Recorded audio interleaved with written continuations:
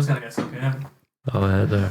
And welcome back to the Basil Breen Boombox. Once again, episode 52. We were supposed to do this for the annual Cosmic Christmas Carol, but unfortunately Dean Monks was out of action and he wasn't feeling very Christmassy, so we have postponed it until now. And now we're in January.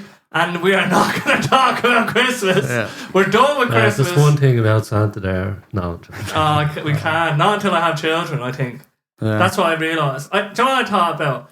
It's like, imagine every year we're pumping out all this Santa content, right?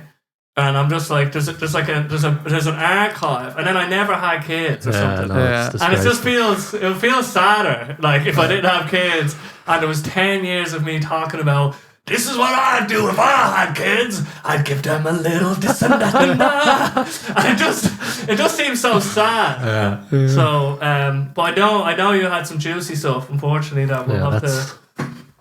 We can come back to it after we get into this delicious glass of milk. This is a new thing on the podcast. We're going to start. This is a new year as well, so bottoms up. Like every podcast episode will start with a fresh glass of. Is it unpasteurized milk? Is that how you describe it? Raw milk. Raw milk. So straight from the cow's... straight from the tea. Straight from the tea. Yeah. Into a glass bottle. Slanch it and then just neck it. No, I wouldn't do that. You can. Yeah, like dribbles all over you. But Dean Monk showed up with a few litres of this for the boys. I don't know, like what got you into this? This creamy goodness. It's just unpasteurised and unhomogenised. So I was thinking about doing it for a while, and then I realised, one of my friends told me that... Rory Hackett, shout out to Rory Hackett and Rush. He has it. He gets it in every week. So just tried it before probably in November. I'd say I start getting it and start off with one bottle and slowly progress to a bottle a day. So we've capped it at a bottle a day now. A day. That's great. It was a liter a day, like. But it's great. It just tastes way nicer, like. And I think when you homogenise it, it breaks up the structure of the milk and it just changes it. It just takes it out of its natural form. And I think when you heat it, when you're pasteurised, when you heat it, it does kill a lot of the bad bacteria, but also kills some of the good stuff as well, some of the good bacteria and some of the nutrients in it. So I think if the farm handles it well and they're kind of have good kind of hygiene and safety practices, is pretty safe, but it does get demonized because you can get E. coli or I think you can get salmonella as well. But if it's stored right, I think, and it's looked at and it's done right, it's pretty safe. Like, yeah, it's interesting with salmonella, because I remember looking into this and you just think, oh, pink chicken has salmonella on it, but not all chicken has salmonella. It's not like pink chicken equals salmonella. It's just that it's susceptible to salmonella, or if there is salmonella in the packing facility or wherever they imported it from, like, cut that bit out. Yeah. They're not fucking applying the same rigorous regulations to their chicken. Like, it's just like chicken on the back of a bus coming in some hot country. It's the people as well. It's not just the country and the organisation. Yes. You could have someone that's fucking just not doing their job right. Yeah. Do you know what I mean? That's it. They're just not. They're cutting corners, or they're having a bad day, or they made a mistake. Yes, mistakes happen too. Yeah, but it's just more like people with not as high standards. But apparently, like, I don't know, because I'm only new getting onto this, but people that struggle with drinking kind of pasteurized milk and homogenized milk, I think some of those bacteria they're taking out, like especially if people are like lactose intolerant, I think there's a thing called lactase. I could be wrong now, Google it, but I think lactase kind of balances out the lactose and it helps you break it down better. So having raw milk, if you're a lactose intolerant, you might be able to actually do all right with raw milk. That could be the same with like raw cheese and raw yogurt, like kefir, these sort of things. Especially if they're raw. I think you can actually have some dairy back in your diet. I think like some of the stuff I was reading, I was saying pasteurised and homogenised, and so what's creating a lot of problems for people with their gut. Yeah. So I'm still researching that, you know what I mean? It's all new, but it does taste way better. Oh, it tastes way better. Off the bat, regardless of all the other things. It tastes a lot nicer. It's way creamier. Feels cleaner. Doesn't last as long either. So you just need, I think it only lasts like 4 or 5 days, but you just need to keep that in the fridge, and you can't leave it on the counter for a while. You just don't want to, you don't want to you want to reduce any chance of it going wrong. You know what I mean? Don't want to get sick. So how long from like cow to end, like expiry? Like what's the whole life cycle of That's this a good milk? question. I don't know. Because I wonder, because if you get it in the shop and there's 4 days to drink it, I wonder how long. But no shops really sell it. Is the problem. Yeah. It's hard to get. Do you know what I mean? You have to go to like markets or straight to the farmers that do produce it, or like if you can find a butcher's or anything like that that has it. You know what I mean?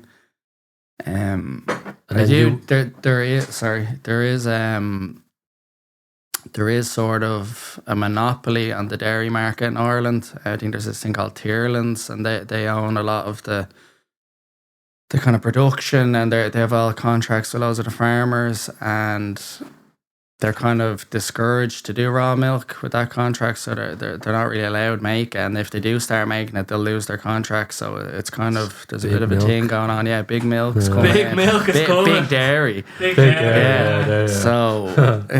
So I think hopefully it keeps going, but some of these farmers that are making the raw milk, like let's say big dairy are coming for them. Yeah. So drink up. Yeah. Could be gone. Could be gone. So hopefully not though. Does the same concept apply to cheese? You can get raw cheese. I haven't had it Raw yet. cheese? I haven't had it yet. Well, it's just using the unpasteurized milk to make it. Okay. So it's just using the milk. It's Just using the milk. It's the initial ingredient. I presume it's some sort of similar process. I don't know much about Be that, hard work to and I haven't produce, had I'd the say. raw cheese. Yeah, I haven't tried it. Yeah, my understanding of cheese isn't that strong. As in, I know some cheeses rely on mold. Like they actually are just blue cheese. Yeah, blue cheeses and Yeah, Not really into the blue fucking cheese. yeah, I'm not really. I know my cheddar. Yeah. I have got a few. I've seen a few cheese boards now. Now that I'm in my 30s, I feel like I've been exposed to more cheese boards. Yeah, they start to pop up more. Like, Yeah. as you get older. Like. Come out the table. Yeah, it's just crackers and then What do there's we have here? new white cheeses that I'm sort of. Grapes and wine. Yeah, all that Yeah. stuff. Yeah, cheese whereas- board. And a pension plan on it. yeah, it's all. It all comes out on the same table. Oh, God. Yeah, father times. But I do think it's important to just be more conscious of your food and where it's coming from. I don't think that's ever a bad thing. But I think Yeah. the reason it started getting pasteurized and homogenized was for mass production. It's easier to store, and it's easier to kind of the logistics of getting it around the supermarkets and making it available to the public. Like if you were just doing raw milk, I think it'd be a lot harder to do. Like I couldn't see Tesco being stocked up with it because it'd go off way quicker. And Yeah. there's more on the line maybe if a bad batch does go out. You know what I mean? No, but a bad batch. There you could be a risk bad it. batch out there. So You just get it to a level where like So- all your products are good enough, yeah. and then that way, you're like if you're feeding feeding the masses, and you get it to good enough, but then that comes at a price to the individual, Quality, yeah. and you don't find out like in the moment. It's just like later down the line, then it's like you pay the price for whatever shortcuts that you took from like convenience. Like Yeah, it's all getting the convenience, mass production of it, like being at the end of that. So you kind of, but like to do it, then it's just another thing. Like 100%. like Yeah. you're only starting to branch out To like, do it, yeah. But I think that probably the markup on it wouldn't be the same either. Yeah. Like it's a lot dearer. I think it's like €4 a litre to get that there. Versus like what, €1 or something now, or how much is a litre of good old Avamore? 20 or something, somewhere around there. Yeah. It's always Yeah. funny with Avamore. 220, 2 litres. We're talking about sort of like wholeness or whatever. When they changed the carton to a jug shape. Do you know Yeah. the jug shape, Yeah. like to give it Oh, that yeah. more wholesome feel? Yeah. Like you always see brands kind of moving toward. Once there's like a trend of like people They are all into start certain doing it thing, then. just to give people the illusion Yeah. of it, and you'd be so surprised. Like consciously, we mightn't always recognize it, but subconsciously, it's like I was talking about this the other day with some coworkers.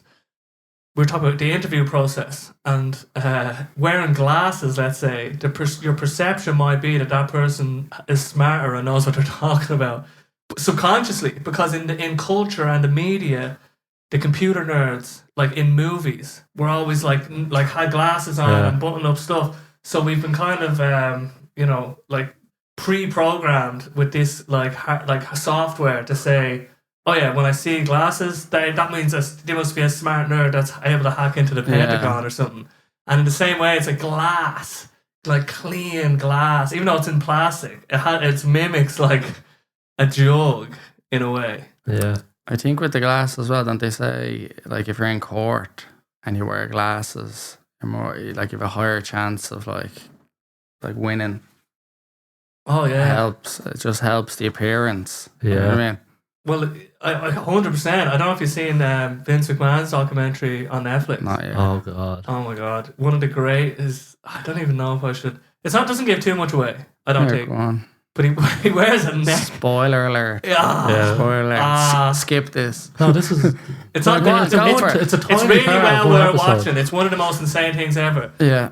But he wears a neck brace to a court appearance, because right in the WWE he's used to putting it on wrestlers to give the sense that they were really seriously injured or whatever. Yeah. And then so he goes to the courtroom Vulnerable. he's vulnerable with the neck brace, and he says like, it wasn't because of that or whatever, blah blah blah, it was But it because I had was. this and that. He's a master of that craft, of the manipulation of perception. You got away with it as well. Storytelling and like theatre and stuff. It's all theatre. theatrical. It's really like, well worth it's all watching though. a show. Yeah, well. Yeah, and it shows how the reality versus like what's going on from the entertainment and the story like crosses over into like his family life, into like the relationships, his real relationships, like. Can't tell what's real and what's there's not. There was a name for the wrestlers use. Kayfabe. Yeah. Yeah, where it blurs the line. Yeah, it gets crazy. It's like they don't really do as much anymore, but the wrestlers like fully commit to the role, even off screen, and they have to just they have to just live it, like the whole. Yeah, the Undertaker all was like in. that. Yeah, all in. Like there's a clip of him at UFC and Brock Lesnar's walking out, they do, and they both stare down each other, but they're friends in real life. Like It's mad. just all in on it. Like, it's crazy. He felt I was listening to his podcast on Joe Rogan that he was obligated to stay in character like during that time, because they were so dedicated to it. But I think it was like Steve Austin when he started going at Vince and the kind of going against your boss, like that felt real. And some parts were like in the documentary it gets into stuff where it was based on a real thing, but they obviously elevated it. For the show, like there's crazy stuff where Vince's wife gets involved in a mad way, where you're just like the lengths that he's willing to go to. It's really worth watching. And the depravity of the man as well. Like it's horrific. He's a terrible. Oh man, yeah, of course, because he during the filming of it came out about all these allegations, and so they had to kind of say at the start. This was before we found out about the allegations when they were recording it. He's a monster. Yeah. It was bad timing. But did you see the Jimmy Savile documentary on Netflix? Did I? I remember I seen the one with Louis Theroux years ago. Oh yeah. And then did I? I think I did. But I seen Louis Theroux's one. He went and he visited him. Went around with him for the day or whatever, a week, whatever it was, and like there was just odd behaviour throughout it, and he just kind of just let it go and didn't think twice about it. And then I think he'd done a follow-up documentary years later after it all came out, and he was looking back going like, it was all there in front of me, and I kind of just didn't. And then he was questioning himself then as a journalist, and yeah, it's crazy. I think when people can get into like these positions of power, and their behavior starts getting more like strange and they're abusing their power, it's like the people around them, if no one steps in and says that, and it just kind of starts becoming the norm, and then no one kind of does anything, and it just continues, and you can see how far it can go. You know what I mean? That's and then they end up silly. protecting the person because they become so powerful. And then sure, he was hiding behind like donating to charity, and What was it? Jimmy will fix Jimmy it, Fix like It. the Yeah. Make-A-Wish thing, and Yeah. horrific. And he'd like. volunteer at the hospitals and And he got stuff away like with that. it all. And that was just to get at the dead bodies, like. Yeah, the stuff he did in the Like- hospitals was horrific. It's disgrace. well- But he basically got away with all of it. Like, He did. he He died. died, It yeah. was never He like. died a hero. In the documentary, it's like they have him at like a couple of years, maybe a year before he died, and like there's one journalist that's pressing him, like, and he's still just avoiding it, like, and he like kind of pushes her away, like out of the, like away from him. But yeah, he died thinking like, oh yeah, He's the I man. did it. But the point that I brought that up just because there's sort of a similarity in that in the documentary you can kind of see in hindsight the slips. Yeah. As in, he keeps saying, my case will be up next Thursday. My case is up next Thursday. He's kind of alluding to more, but he's jokingly saying it. Yeah, it's And like the same with tick. Vince in that documentary, saying stuff Yeah. before we know. And in hindsight, when you look back, you just go, Yeah. Jesus. He's giving clues He's given so much clues. all the time. Like, he, for one, Vince McMahon, for no reason, he just starts talking about his sex life and how vigorous it is and like how. Yeah. You know what I mean? For no reason. Oh, fuck. Yeah. No, I'll have to check it out. Yeah, Yeah. it's like 6 parts. But do you worth think, it. like, say with Jimmy Savile, like his legacy's destroyed now, even though he wasn't, let's say, like all the victims and all, it wasn't brought to justice while he was alive, but the fact that it was found after the fact, like, do you think, is that worth anything?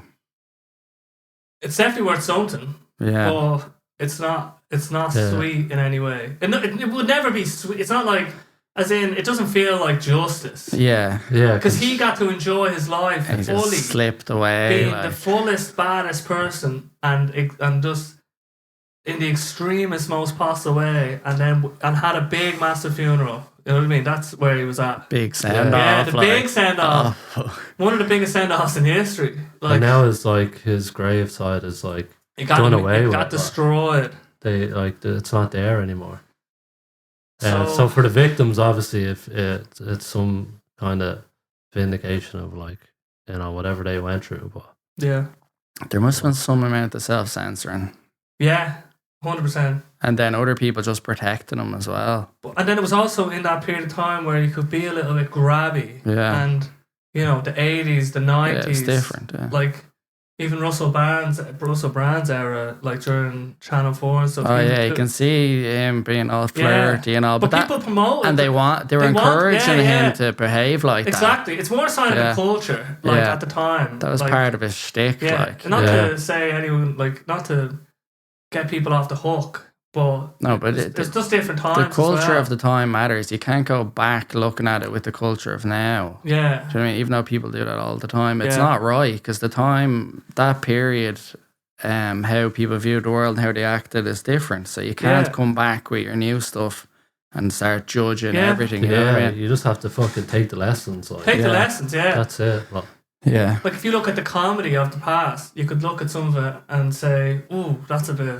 like, Yeah. not good. Or Or the not, old- it's not even funny. Yeah. But at the time, everyone was laughing. And Yeah. the comedians are kind of like a barometer for the culture in a way. Like, what they're saying, and if people are laughing, that's like, and it's the same with the WWE. When you see what they got, like, when you look at what they were doing Yeah. with like brand panties matches and all this stuff, like hot lesbian action, yeah, it's like you'd never get that. Like, today, it just would never even get off the ground. Ratings through the roof. yeah. Like, We were like 10 years old 10 watching years that, old. and we were just screaming like HLA, like Yeah. hot lesbian action. And then like when the competitors would come out, you know the way it brings up their name, like, and it just had the lesbians, like the two. Oh, they that didn't was even their have, name. Didn't even have their.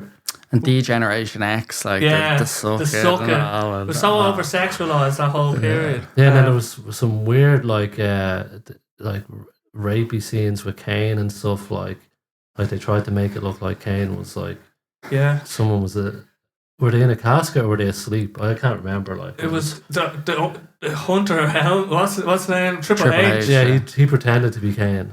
Yeah. and that was to do with their rivalry in real life. Yeah. He So, had like- sex with a dead body until their brains blew out or something. What? You won't believe You're what just you're like, watching. what is going on? And there's somewhere China was tied to a chair and being tortured, pretend tortured. But she actually broke her thumb from a hammer shot. Now I need to look into that. She definitely broke her finger during She that. committed suicide. As far as a sad end. But yeah, she was through the ringer in that place. So. Merry Christmas, everybody. The wrestling's tough though. All the traveling they do and they're performing every night. Like they're basically like stuntmen / entertainer, actors. Do you know what I mean? Athletes. Like it just seems like all the old school lads are all like their bodies are in a jocker. Like Hulk Hogan's like amount of back surgeries he's had. He's destroyed. Like the body's just destroyed. Did you ever see DDP? His yoga. Yeah, he helps. Like your man was Jake the Snake, and there was another wrestler as well. He helps Butterbean as well. Butterbean, Butterbean was the other guy from NWO. Was like, I don't know if it's Kevin Nash or one of the lads from NWO. He helped him as well, but they're all crippled. Like, and they're looking at more surgery. They've no quality of life, on loads of painkillers, overweight, in a jocker, especially Butterbean. Like, and then he just brought him back from the dead. Like. Doing his style of yoga, it's just brilliant. Like it's class. Yeah, people showing up in wheelchairs, and then there's some I think one of his main. He has a few transformations on YouTube. One of the main ones was this, like, paraplegic.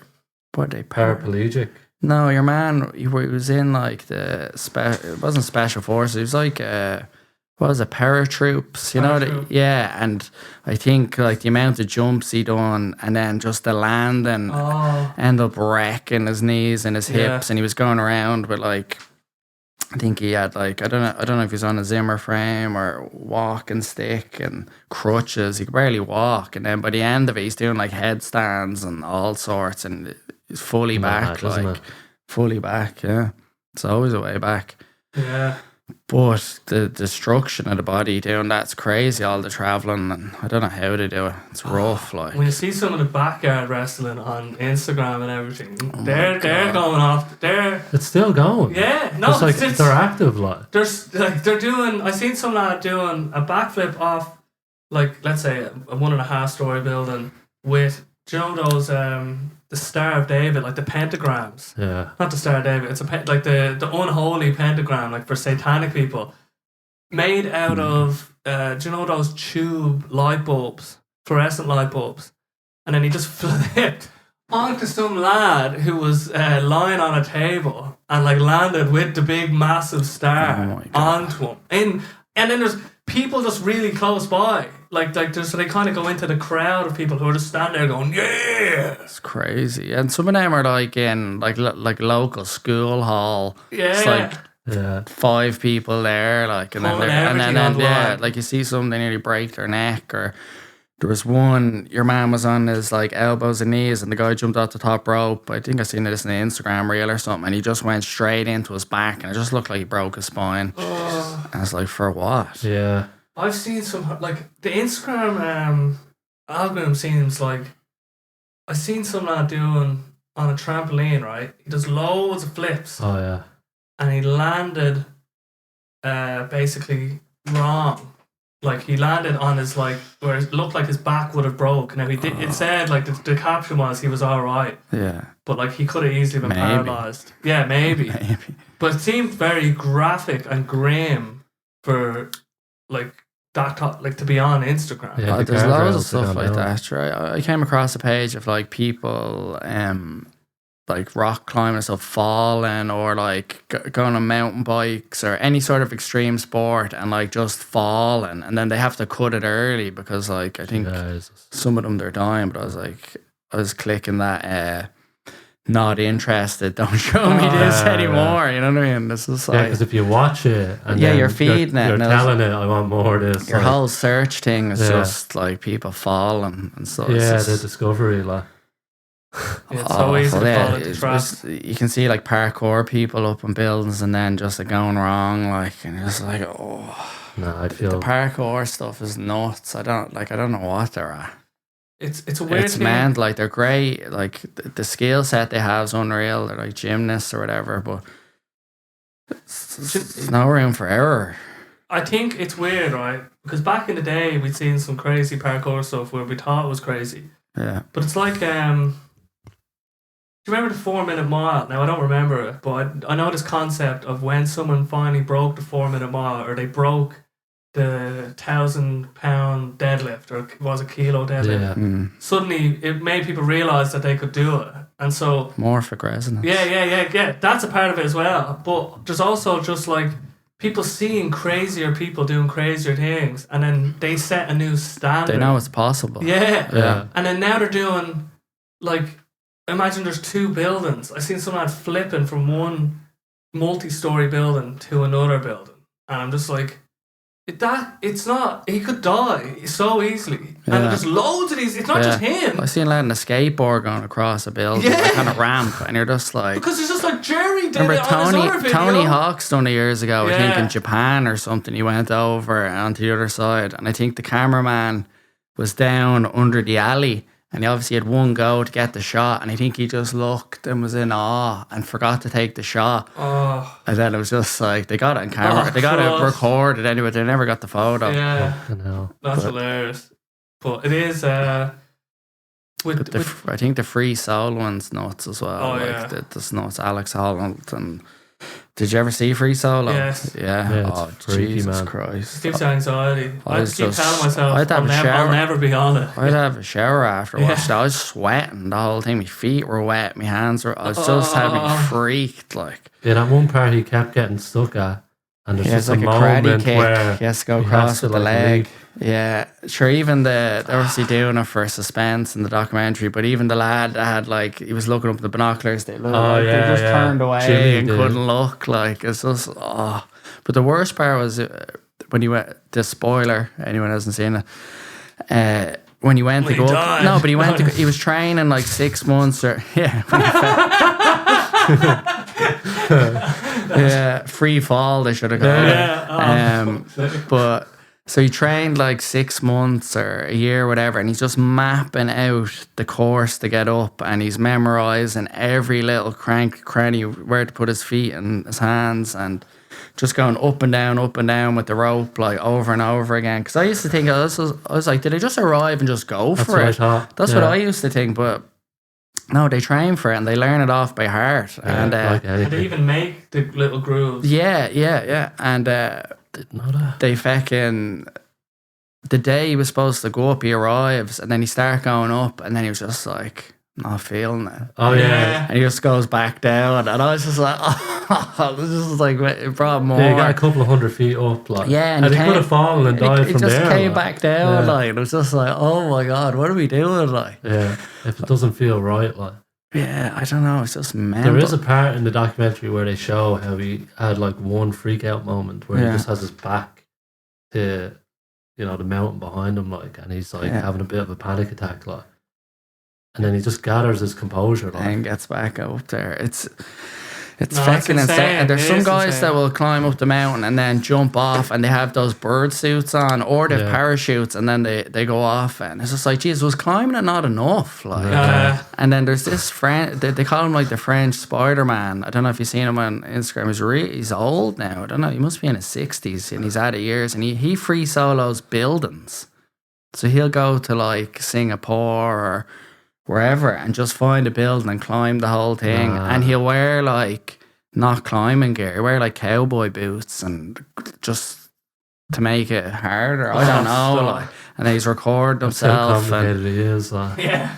And there was, Lucky cowboy boots. and then I remember I seen there was this guy, he was climbing the building and he got up to the top part and he had like 2 more stories, and the security came up and were like, you're not going any further. And your man was like, here, it's safer if you just let me climb to the top and then you can arrest me at the top. And they were like, it was in America, and they're like, no, it's like, we're gonna knock out the window, because if you knock out the window, I'm gonna die. And then they were just wouldn't let him go up, like, and then eventually he just had to go up himself. But it was just like, just mad. It's like, why?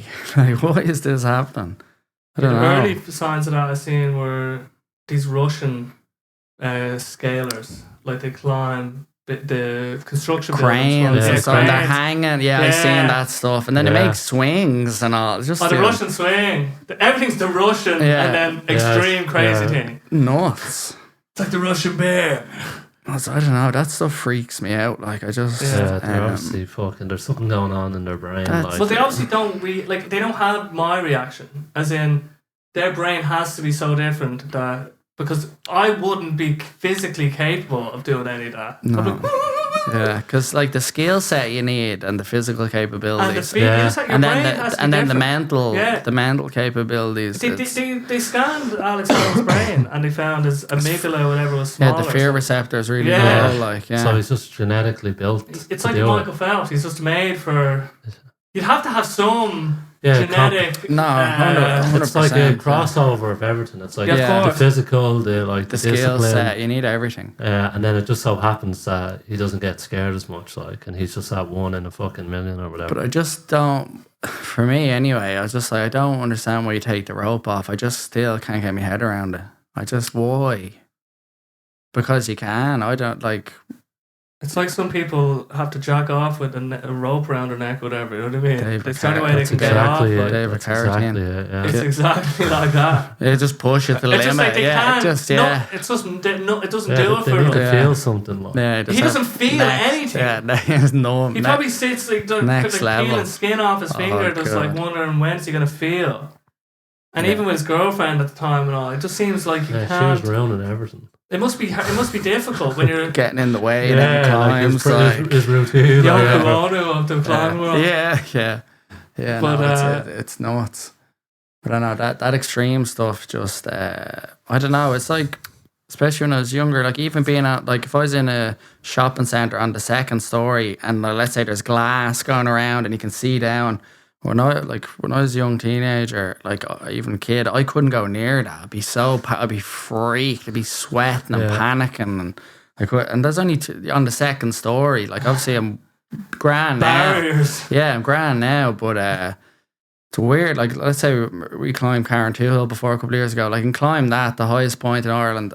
Not scared at all. But if I'm standing on like an edge somewhere and if it doesn't feel safe or something, I'd be freaked. I don't know, which I think is probably a normal response. It's normal. I mean, it's. But let's say it's natural. I was in Centre Parks there over Christmas and I done a zip line with my girlfriend Liz, and you're up very high, like, and I wasn't sure how I was going to cope while I was up there. And I went up where you're strapped in and you're locked in and you have a harness on you and stuff. And I think because I had that, I felt safe. So then the height wasn't really a factor then. So I was like, am I afraid of heights or am I afraid of falling? Like, what is it like?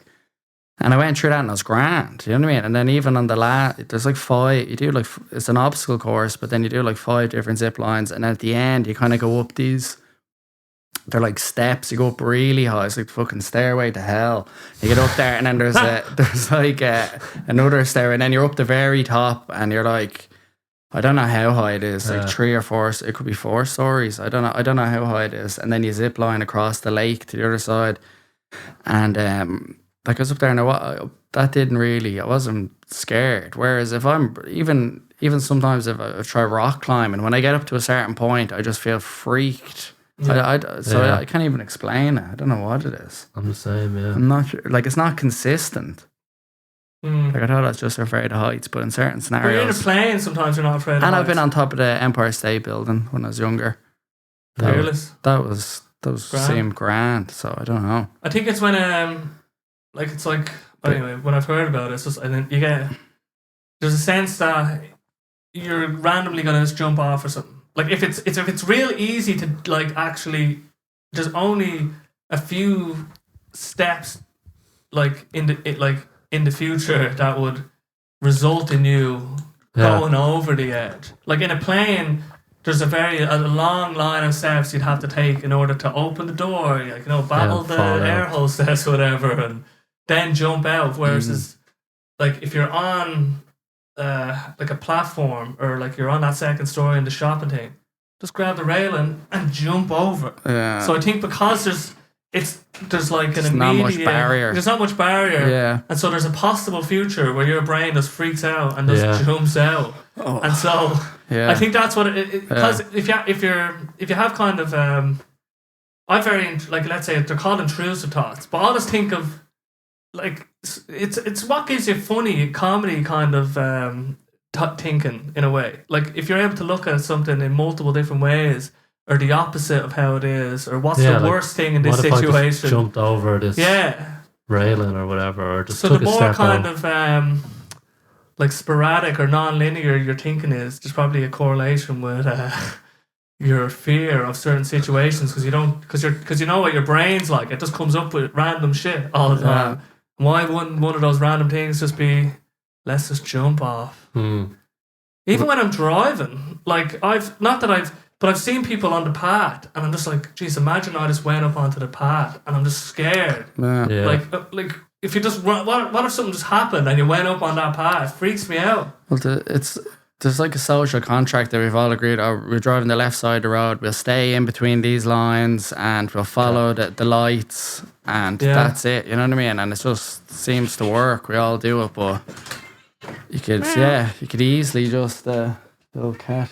You could easily, because it's just easy start veering off. In a moment. It's mad that it doesn't happen. It's mental that it's it actually doesn't. mad that it doesn't. Like That we actually just follow it. Like yeah. For- Would you ever bungee jump? Do you think, or skydive? when I was in New Zealand, It's not on the top of my list.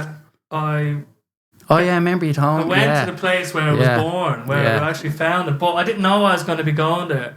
So it was kind of sprung on me, and then I didn't we're like. mentally prepared. I was like, I'm not doing it. Yeah. I'm not doing it. And Yeah. I've seen some people do it. I've seen this guy, very thin man, and he pencil dived down.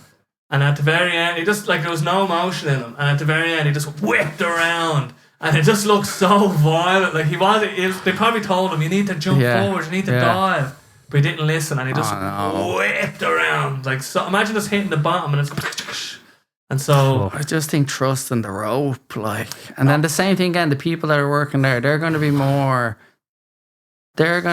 inclined to take risks because obviously they're into bungee jumping. You know what I mean? So their risk level is going to be different to, let's say, mine.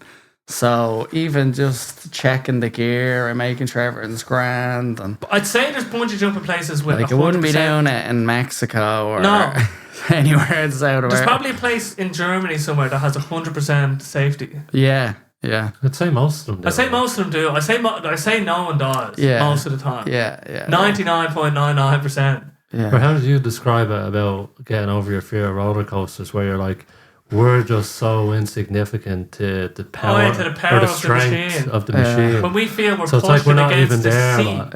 Like we're They're like, just doing their I'm thing. pushing against this seat, so I'm putting pressure on it. But you're not putting any pressure on it. Like the machine doesn't, like, you're nothing to the machine. Like you're like, you might think it's like you're actually you're gonna break out of this chair. But actually, in terms of the actual stress on the mechanics, it's like nothing basically.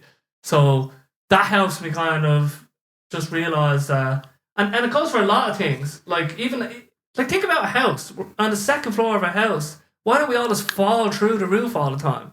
It's because we're not actually putting. There is a way at which we would fall through. Like imagine you had, it was like a video game, and you started with 1 kilo. And you just put it in the second floor, and then you increase it 2 kilos, 3 kilos, 4, 5, 6, and then eventually the house starts caving in on it. But that point I imagine, is very high. Otherwise, everyone just be falling through. Yeah, because you can put, like, there's no, like, you can't put X amount of furniture in your room. Like, there's nothing about that. Yeah, that's what I'm saying. Just keep going. No cap. But that's what I'm saying. There's obviously the structural pressure that it's able to take. Some people have gyms in the floor. Yeah. So, and then when you think about roller coasters and actual machinery, like theme park metal. Yeah, it's a good reframe. Yeah, I just feel that they're just so powerful that. Yeah, I've been on loads of roller coasters. Like I was in Universal Studios, Disneyland, Six Flags in America. Oh shit. I was in some place in Spain before as well. I can't remember what it was called. But I've been on loads of them. But especially when I was younger, I'd be just so freaked. Like, and then still, like, I'd be freaked getting on one. Even though I've done loads of them, you're still freaked. And it's just, I think the worst part for me is that, like, and that electric picnic. I've been on all the stuff like that. And I think the Body and Soul of stuff as well. I think it did. Maybe not. Maybe it's just Electric Picnic. But yeah.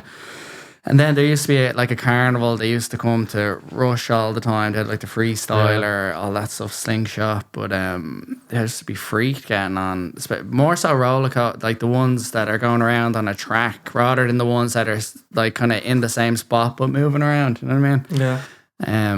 But the clicking going up, that's the scariest part for me when you're going, the clicking going up, and you're just like, oh my God, why did I get on? Like, why? Yeah, How did I? Yeah, it's so like, how strong. did I end up on this thing? And it's just, and then the coming down, I think just that stomach, you know, the drop, that gets me. Yeah. In everyday life, when we hear clicking or something breaks, like we hear it's a random noise that we never heard, like a and so if we hear, I notice in airplanes, if the sound changes, let's say there's a persistent like but then suddenly there's a change in that sound, I associate that with something's gone wrong. And it's the same engine failure. Imminent death. So same roller coasters, any creak or anything that's out of the ordinary or that's not in line with the sounds that have been going on previous. Right. It sets you on edge. But I always do think, when was the last time they done the safety checks on this, and like how many goes do you, like if there's let's say there's a chain or whatever is moving the thing around, it's like how many goes does that have till it wears out? And like has it, like how far along in that process? Like, is this a fresh chain on this thing or you know what I mean? Like you said it about the water system. It's like, who's maintaining these pipes? Like, stop! I know, yeah. But same thing, like if the maintenance isn't upkeep. I don't want the pipes are actually, it's mental actually, because there's new houses being built over there that are just going to be hooked into this water system. I know. Like in terms of infrastructure that is like has to stand the test of time. Yeah. The pipes and the wires that they put under like the ground for these houses, phenomenal, and the plumbing. Everything just has to be right. Once we get it, we can't go near it again. Yeah. So we have to get it right. Not even get it right, but that's just the way it is. Yeah. Well, you can always do like repairs or maintenance or whatever. So how much of that would be? How much would they have to get under? Like I guess have to dig back into the ground if it's a catastrophic leak. Yeah, like or something. The electricity cable into this house. If something happened along that way, but maybe what is going to happen really to it? Like it's been going for so many years that it's just they've developed it so well that it's just a perfect system now. Just need to filter your water, reverse osmosis. Just strip everything out of it. Yeah, you're on that, aren't you? Yeah, it's the only water I drink. Yeah, same. Except for when I'm in work or something. The odd time I have bottled water if I'm stuck or something, but or even having the glass bottle as well. Yeah, I just glass now. The microplastics in the ball bag. Predominantly glass now. I just drink out of glass. Or even the same thing with the milk. That raw milk's in glass. It's not in the plastic carton. Or even getting cardboard over plastic. Like get the cardboard. Just trying to reduce the amount of plastic now. Like if you looked into microplastics and stuff. Just a little bit.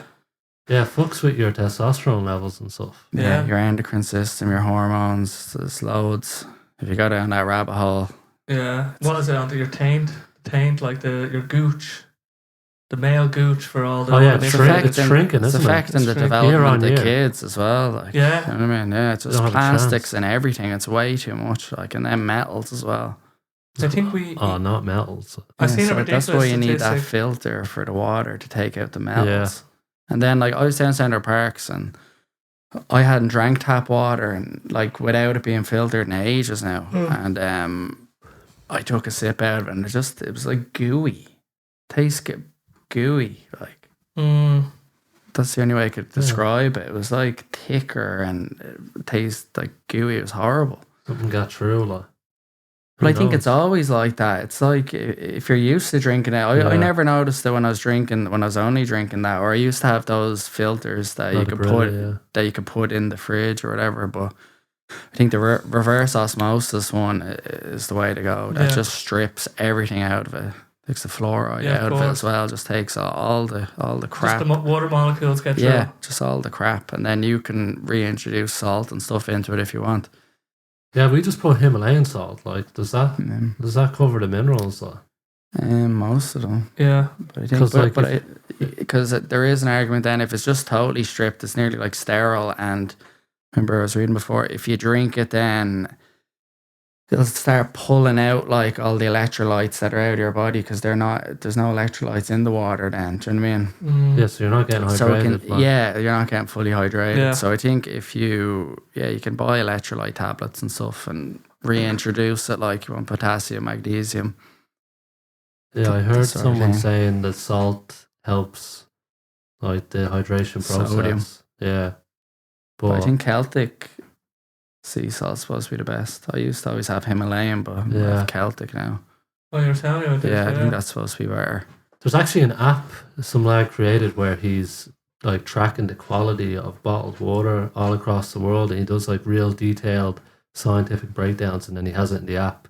So you could check the quality of the water, say for Evian in fucking if you're in Spain or something. Yeah, so people upload. So like obviously it's taken ages to build up this database, but most of like the leading like water manufacturers, it's all shite. Like it's all really like, the majority like it's just like they've all got like traces of like bad stuff. That's the takeaway. Like traces of bad stuff. That's all you need to know. Because the bottled water, it's in plastic, so that's going to seep into the water. So that's not ideal, and especially if you have a plastic bottle and you're using that all the time for months on end, gin bottle or something. Yeah, it's just melting away in your body. It's just going in there. But even the likes of San Pellegrino in the glass, like has got some shit in it. Like, really. Like even some of the glass, all the glass bottled waters ranked like the best. Obviously.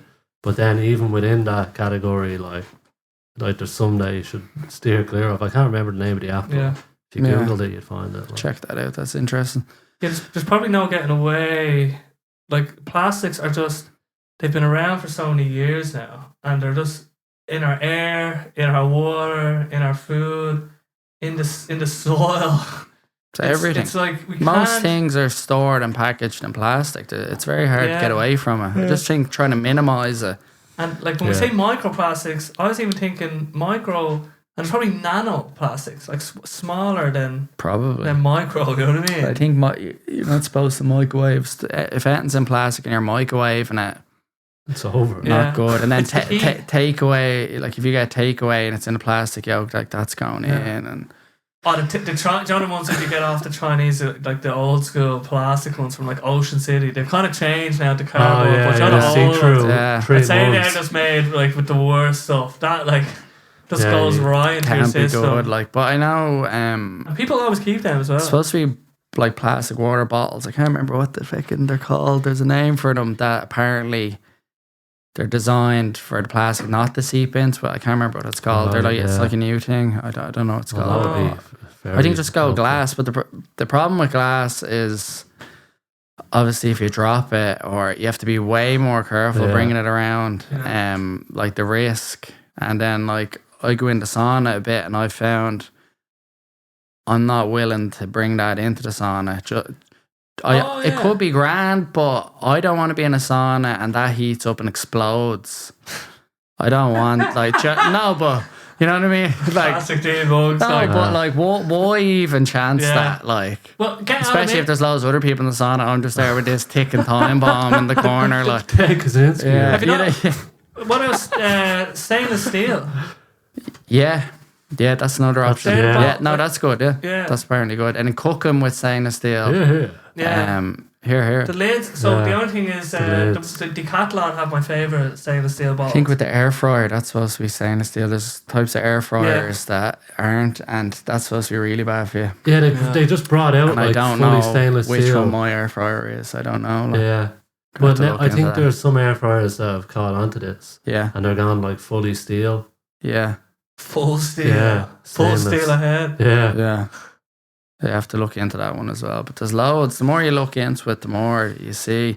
But the key is just don't get obsessed about it and let it ruin your life. It's just do what you can. You know what I mean? Like I'm just trying to do what I can and try and improve certain things. Yeah. The other thing I was thinking about, like I changed my toothpaste. Like my mother's always been using like toothpaste without fluoride for years, and I did for a while. You can only get it in the health shop, and then just the convenience in the supermarket, you end up just getting the other way. It's all convenience. Like the convenience is what pulls you off the path of trying to like pick healthier options. Or just keeps you on a path that you didn't realise was bad. Yeah. So I've gone back now the last kind of couple of months, just no fluoride in my toothpaste. Gets it at the start, you brush your teeth, and whatever the extra stuff they have in there, it gives you this feeling like when you've Colgate and stuff, you have this feeling that your mouth's clean and you have this minty taste, and you're like, oh, I brushed my teeth, and you don't get that with the it's like, is it called King's Fisher toothpaste or whatever I've been using, but you don't get that same feeling. So after I brush my teeth, they don't have that same freshness to it, and then they actually added that back into it. I think it's either Atomic Habits or that influence, the power of the psychology of influence, persuasion. Robert Cialdini. Yeah. So they talk about halfway through that at the moment with the washing machine. Do you know the way it gets sooty? It doesn't need to actually get sooty for it to get clean, but they've noticed that when they get the suds, people perceived it as being more clean. Yeah. And with toothpaste, no, it wasn't Atomic Habits, because it was how they associated the habit of clean, that feeling. Yeah. They added that feeling, so people would then associate that with cleanliness, and then they associate it with specific times a day. Not like it's good for us that we brush our teeth, but that extra bit that they added helped us lock in that habit and lock in what we think that feeling of clean. Like the feeling of clean. Yeah. Where it doesn't have to be a feeling. Well, that's what I discovered with the toothpaste. Yeah. That's kind of like, I don't have that feeling that I can't have to brush my teeth. Like. So you don't feel clean then. Yeah, but I'm used to it now. But like that's all just a fabrication. Yeah. So then the other thing is like, I haven't done this yet, but it's just looking into the soap you're using, and like, especially when I was younger, I was very sensitive to like shower gels and different shampoos, and all my skin would get really dry, and I'd get like these kind of like flaky, dry red spots on my body, and it was like the fragrance in the shower gel. I don't know if I was allergic to it or very sensitive to it. So I used to always just wash myself with Aqueous cream, and that done the trick. And then as I got older, I was able to, for whatever reason, I can use that stuff now. But still, sometimes if I use too much of it, my skin feels really dry and it's just sensitive to it. So I think the next step is to get like natural soap, just change to that. I think I do have something in for my like washing your hands. Glass, like. No, with my mom. My mom's into all that stuff, so she has that there. But I think for the shower gels and washing your hair, trying to go more natural, because there's chemicals and all that your body is absorbing. Like the best way to absorb things a lot of the times is through our skin. Yeah, and that leads into like even. But it even leads into clothes then, like certain fabrics, like our bodies just was absorbing the fabric, like, and it's like, what's that doing? Do you know what I mean? And then receipts as well. Apparently there's something chemical in receipts that you should try and not touch receipts, because like it seeps into the skin.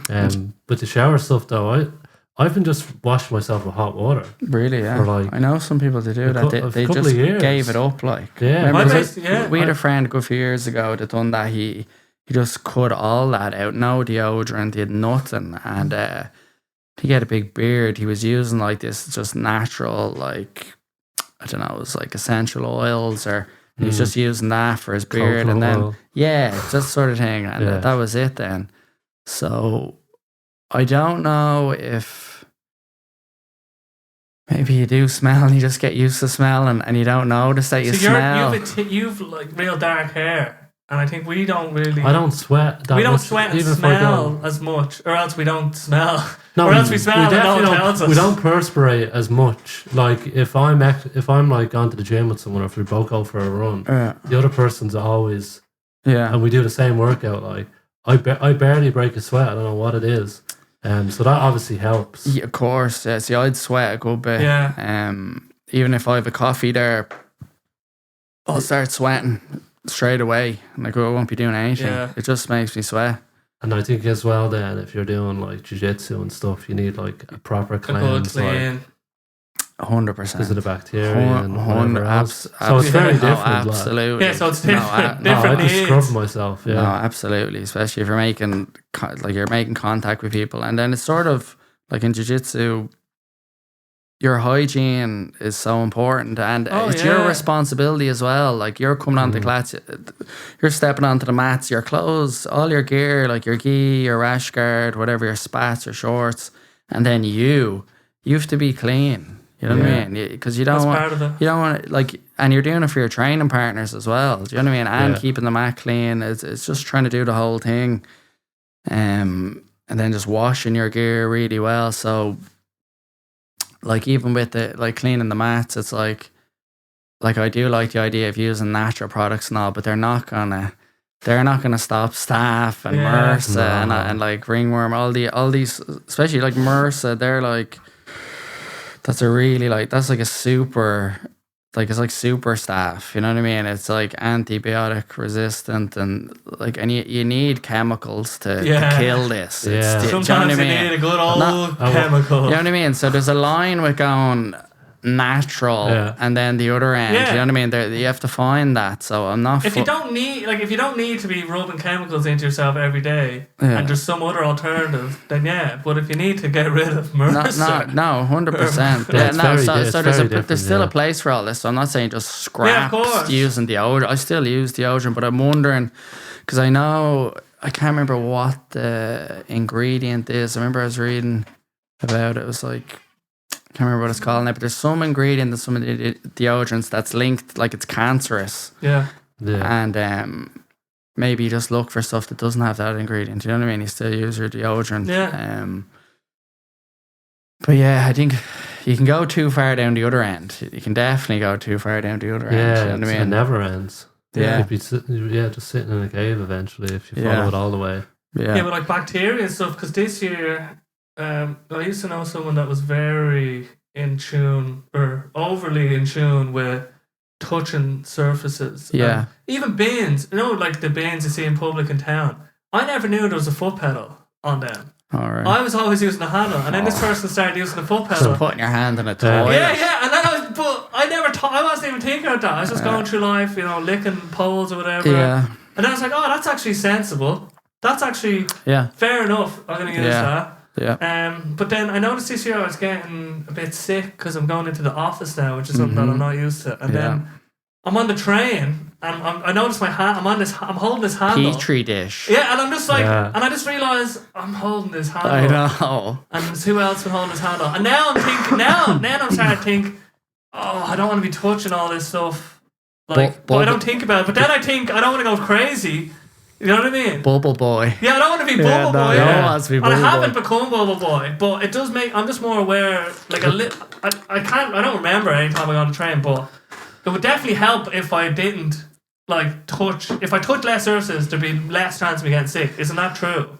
Yeah, but also you build up a That's what I was tolerance gonna by say, getting exposed to different bacteria. Yeah, of course. Else. But So it is healthy in a way.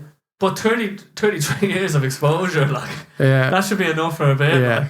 You need to eat a bit of muck out in the backyard. I'm not like saying I'm going to go around with clothes or anything, but... No, I get what you're saying. I think I used to be more on the, like what he's saying there, more on the end of I'd be touching stuff and all and go, this is just a natural environment and your body, you have your immune system and your body will adapt and protect yourself. But I do think there's just so many people and especially if you're in a city, it's nearly obviously cities natural, humans build it, but there's nearly an unnatural volume of people in a certain area and they're all touching stuff, so you're exposed to so much more potential viruses and bacteria and so I think maybe just being more careful would help, you know what I mean? But not to the point that it's it's obsessive, it develops some sort of OCD or especially after hypochondria starts kicking in and spraying and you're wearing gloves and all. And it was don't touch me, don't touch me. Yeah, you don't want to get to that point, but it's just you need a healthy awareness of all these things. Yeah, I think just wash your hands more, and you don't become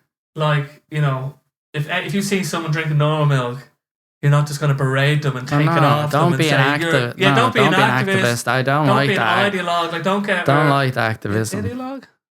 Don't let ideology basically poison it down anyone's neck. Yeah, and don't care what like if other people aren't into the milk or they're washing down the surfaces on the train. Like, do you remember with the hand sanitizers, like especially back like years ago with the lockdowns and all, like, and people are flat out putting that in their hands. Yeah. Like, I was obviously using it, but not like that, not loads, because I was thinking like, well, what's in this? And like I've gone from not putting this on to now I'm just whacking my hands out of it. This like what's the side effects of this? Yeah. You know what I mean? I know some people that go too far with that, their hands are dry. Their hands are fucked then. And then it's like what the chemicals are just going into your body. It's like, is that worse than getting like a cold off someone? Like, what's worse? You know what I mean? Yeah. I don't know. Yeah, and doesn't it kill all the good bacteria as well? Like, it kills the good and the bad. It like wipes out everything. So you're getting rid of... I was never really in tune with any of that, and now I'm just getting more in tune. And my friend Chuck, who just had a baby, and then his baby's going to a child now, little child is going to nursery, and so now he's picking up sickness exposure. And so I could see, like, I spent some time in London with him, I could see he was way more in tune with keeping the things clean, because he's just like, the amount of times he's getting sick now because the child has brought something back. Yeah, I get it.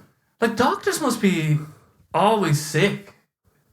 It's mad if you think about it. But I don't think they're always touching people. Yeah. Yeah, they always have gloves on. They have gloves on. And there's a table in between. I don't think they're full on. Yeah. Like there's other occupations where you're right in the mix. Like jiu-jitsu. Yeah, 100%. Yeah. Like jiu-jitsu couldn't be more close. No. Like it's the closest there is.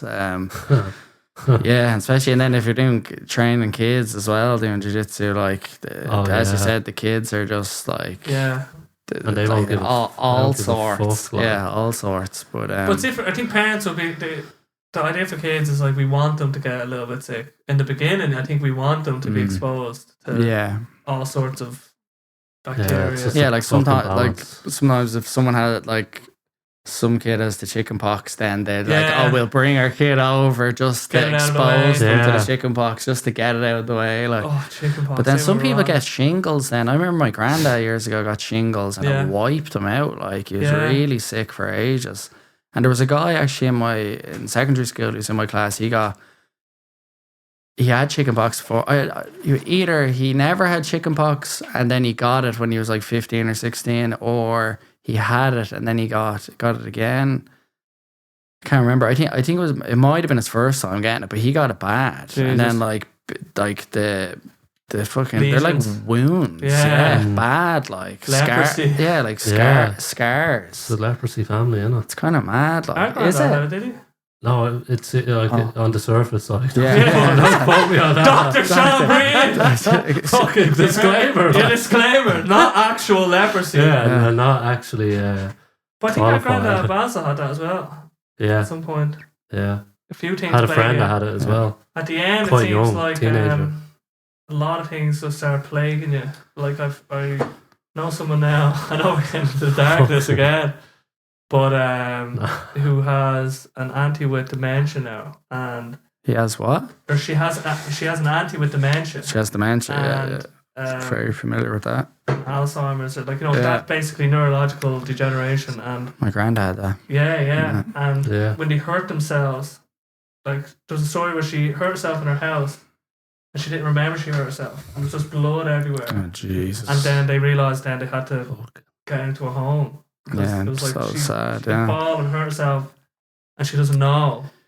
She doesn't remember, and she doesn't report it. And then you're going about your day grand, like, and then and there's all different forms of dementia as well. So, I mean, you can develop all different forms, and then Alzheimer's as well. But there was actually it only came out recently. All the studies that have been like all the research on Alzheimer's dementia for the last 10, 15 years, whatever, was based off of fraudulent paper. Jeez. So the direction, all the research has gone. They thought it was about the plaque building up in the brain, and they're developing these like medicine or whatever to to break down the plaque, because they thought that was the causation, but it turns out that paper that it was based all off was fraudulent. I don't know if your man's going to jail now or I haven't read up. That was a year ago or something I was reading about it. But yeah, it's just a disgrace, like absolute, like just scientific fraud, like, and then all sets everyone back. All the research, all the fund, and everything was based off a theory that was false. Jesus. And it's brutal. It's just set the whole thing back. But there's a lot of sort of, what would you even say, not like holistic doctors, but like modern doctors, more that are more into like preventative medicine, and that's more what I'd be into. It's like Peter T calls it medicine 3.0, where it's like we try to get ahead of it. Yeah, so it's I know what you're going to say. The idea is preventative, so you're trying to do it through lifestyle first. Yeah, lifestyle monks. So you're trying to do it through your lifestyle, like through your daily habits, through your nutrition, exercise, everything, you know what I mean? And then sleep as well. Yeah, and it's just trying to minimize then any sort of health issues down the line. But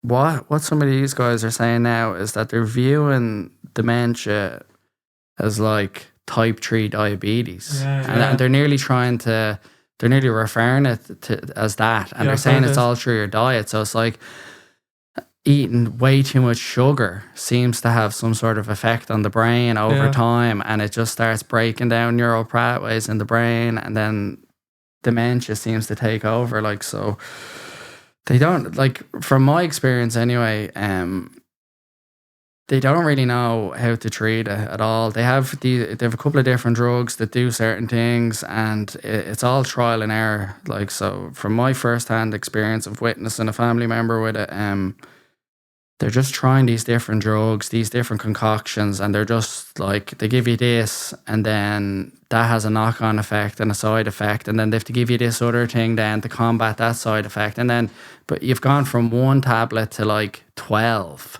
overnight, and then you've all these, it's just this juggling game, you're trying to figure it out, and it doesn't seem to really do much, to be honest. Like, I don't know what it's doing. And it's just sort of, and then they're not looking at your diet at all. So like, even my granddad was in a nursing home towards the end there, and like the food they're giving them and stuff, it's just like eating like fucking cakes and sugary crap, like, and just shit quality food. And then same, you go into the hospital. I know these people are doing their best. Do you know what I mean? They're saints. Yeah, of course, Just don't want to. I'm not criticizing them. I just want to put that out there. They're unreal. All the carers in the nursing homes and all, they're like saints. It's such a hard job to do. I don't know how to do it. Do you know what I mean? It's so difficult. But I just feel the way the healthcare system set up at the moment, they're just ignoring nutrition. Whereas I feel that should be the center focus. Yeah. And even in the hospitals, then it's the same thing. The food that they're bringing them is just shit. Like, there's people on their deathbed and they're just bringing this shite meal to them, and we're like, all right, so there's your shit meal, and now we're going to pump you full of our pharmaceutical drugs. And I was like, what the fuck is going on? Excuse my language. But I think it's not right. It needs to be revised. It's not. It's like we're just gonna whack you with low drugs and just hope for the best, like, and that's it. Like, I don't know what the solution is, but I'm just from my experience, it's just like a lot of the times they just give stuff and they just hope for the best, and it's just like, you know what I mean? Obviously, certain things they have down and they can fix, they can cure, and they have that down, but it just seems with the dementia, they haven't figured it out. They haven't figured it out at all. There was a guy, I don't know, it was on Joe's podcast about his mother had dementia, and he said that he gave Max. It was Max Lugrave or Lugrave. He's a German lad. Is it Max? But anyway, he gave his mother psilocybin, and I think it was the mother anyway. But basically, she, for the first time in like a couple of years, she picked up the newspaper and just started like reading through the headlines and stuff, and just, you know, for the period that she was on the psilocybin, like her mind came back to her. Well, it creates new neural pathways in the brain. So, and I think there has been some studies with LSD looking towards it, but it's inconclusive at the moment. But from my perspective, I think that's the way to go. Get microdose every day. Yeah, Start forming new neural pathways. Like a vitamin. 100%. It's a health vitamin. Yeah. That's what like if it was up to me, I would have trialed that. You know what I mean? But that's not based on anything. That's just based on my intuition and my own experiences. So you can't really do that. It's anecdotal. That's not scientific and like medical malpractice, even though I'm not a doctor. But you know what I mean? Like, so you just have to kind of go along with the system, or you go the alternative route. But the alternative route is, it's like stopping going to the supermarket. The convenience of it, it's already set up. That's the pathway. Yeah. So it's difficult. And then trying to sell that idea then to people, it's like, right, we're going to take them off all this stuff. But saying that, like there was cases when some of the medication was taken out and my granddad was doing way better. And then the doctor would be like, he's out, like we're giving him feedback and going, yeah, he's doing great at the moment. He goes, keep him whenever. Is he on this? Is he on that? And I go, no, we took him off that actually last few weeks. And then your man's like, what? And he goes, he's doing way better now. And then they're like, all right, well, keep doing that then. Do that, yeah. Just do that. Yeah. Next patient. It's madness. You know what I mean? It's madness. And I know they have so many patients, they can only do so much. And having a fucking... like I used to train loads of different doctors years ago when I used to work in town with my uncle in his gym, PT studio. And I used to train with loads of different GPs and specialists and all sorts, and a lot of them are just in over their head. Like some of the GPs are trying to get to like 15 patients a day, and only so many minutes with each patient. And they're, if you're 15 or whatever, and then the paperwork and they're just overworked to bits. Like, and then I know loads of people do this, and I used to think like this as well before I got the other perspective. But it's like you go into the GP, you're paying, what is it now, 60, 70 quid? I haven't been in ages. It's more. I think it's gone up. I think it's 60 or 70. Yeah. So for the average person, they're going in, they're paying €70 in the 15 minutes, right? And they're like, I'm going in, me fucking whatever, their knees sore, they're sick, and they, when they go in, they're like, well, I might as well tell everything that's wrong with me while I'm here and get me money's worth. So they start listing off 3 or 4 things, and it's like, that GP has 15-minute window till the next person. Yeah. And it's like, pick one. Yeah. Give me one thing and I'll help. You know what I mean? Give me one thing and then get you out and then get the next person. But what I heard from the GP's perspective is that they're on a strict schedule. And it's like, if someone comes in and then we go through 3 or 4 different symptoms, they're there for half an hour, 40 minutes, and now the next person's been waiting in the waiting room 30 minutes, and then there's a knock on, and you know what I mean, you mightn't get through all your patients, or you're there late then, and you know what I mean, it's a mess. Like, it's just the logistics of it, like. Yeah. So. Yeah, it's a shame. Unfortunately, it's like there's this concept of when Airbnb were starting off and they were trying to figure out their business model. They were like, what would a 10-star experience look like? So like not a 5-star experience, but a 10-star housing experience. So the person would like, you know, you'd arrive and there'd be like a butler, and then someone would take you to, you know, a shuttle and you go to the moon. And it would all, like, imagine, and all this would happen while your feet were being massaged. Or what would the most extreme great experience look like? And then they kind of work backwards in a way. So they, like a 5-star experience, but they allowed themselves to kind of dream a bit big with the idea of like a 10-star experience, luxury, which I think is good. Like, it's good to think about what would a 10-star jiu-jitsu class look like? Like 10, every student had their own individual black belt trainer that was dedicated, and they had an AI analysing all their moves through space and like looking at their weaknesses. You know what I mean? You could play with this idea. Yeah. And you could do the same with medicine, and then you might find, you know, okay, what are the aspects of that 10-star experience that we'd want to take?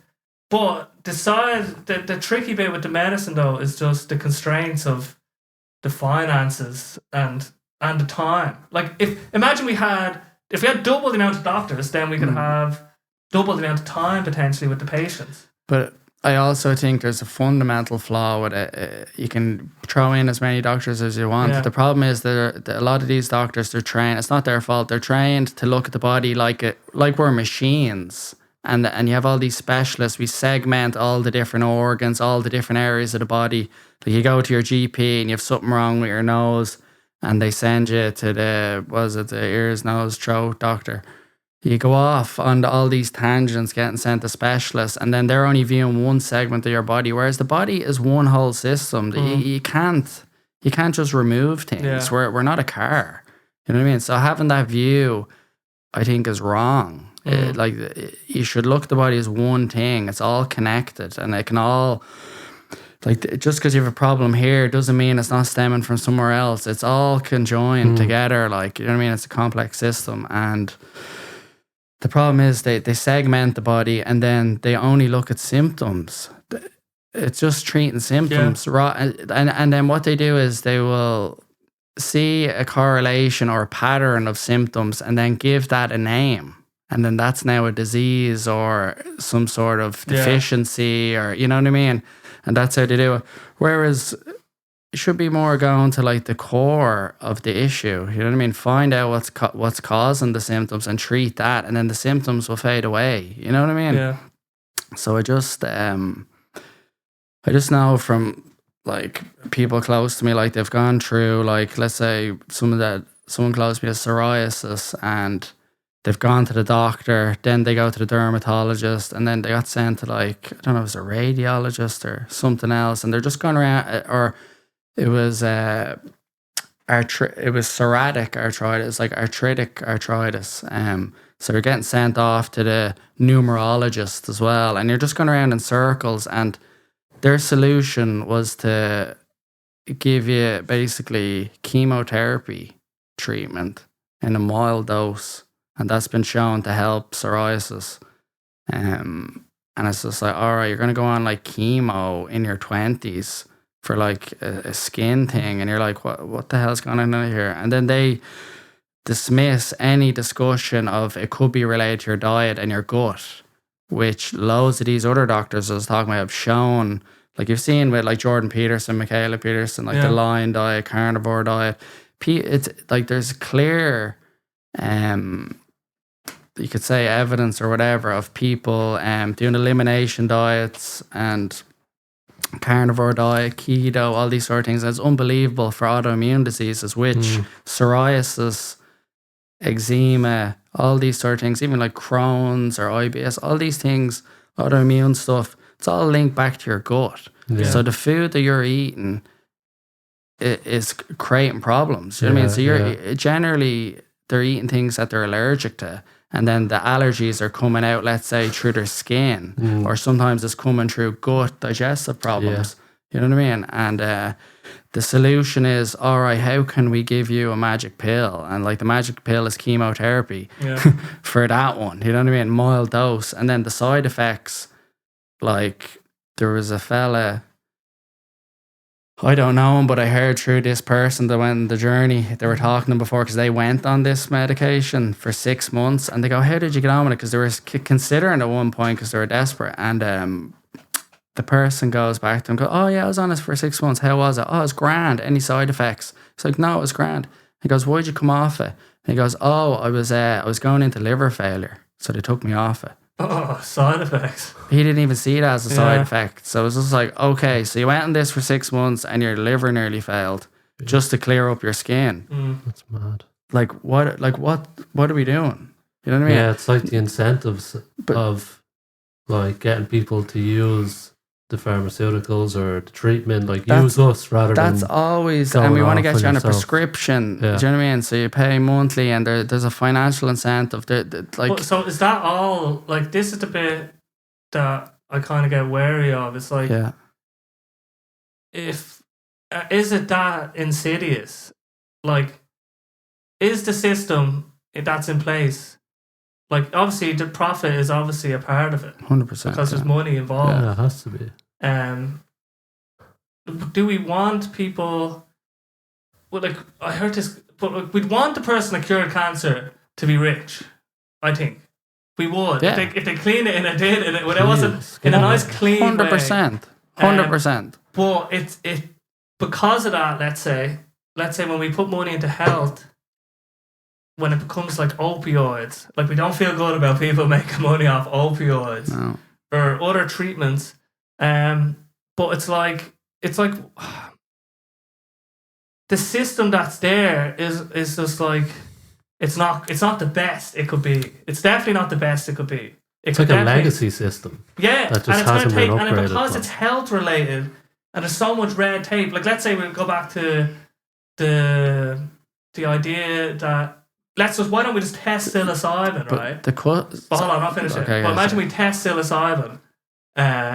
Why not? Why not just test it, right? But if we had them kind of open borders in medicine, it would just allow all sorts of other stuff. So I heard Mark Zuckerberg talking about this with his with Facebook, right? So imagine you have an algorithm that says, okay, you're looking for terrorism, and so you have to be you have to be 99.9% sure it's terrorism before getting rid of the user, right?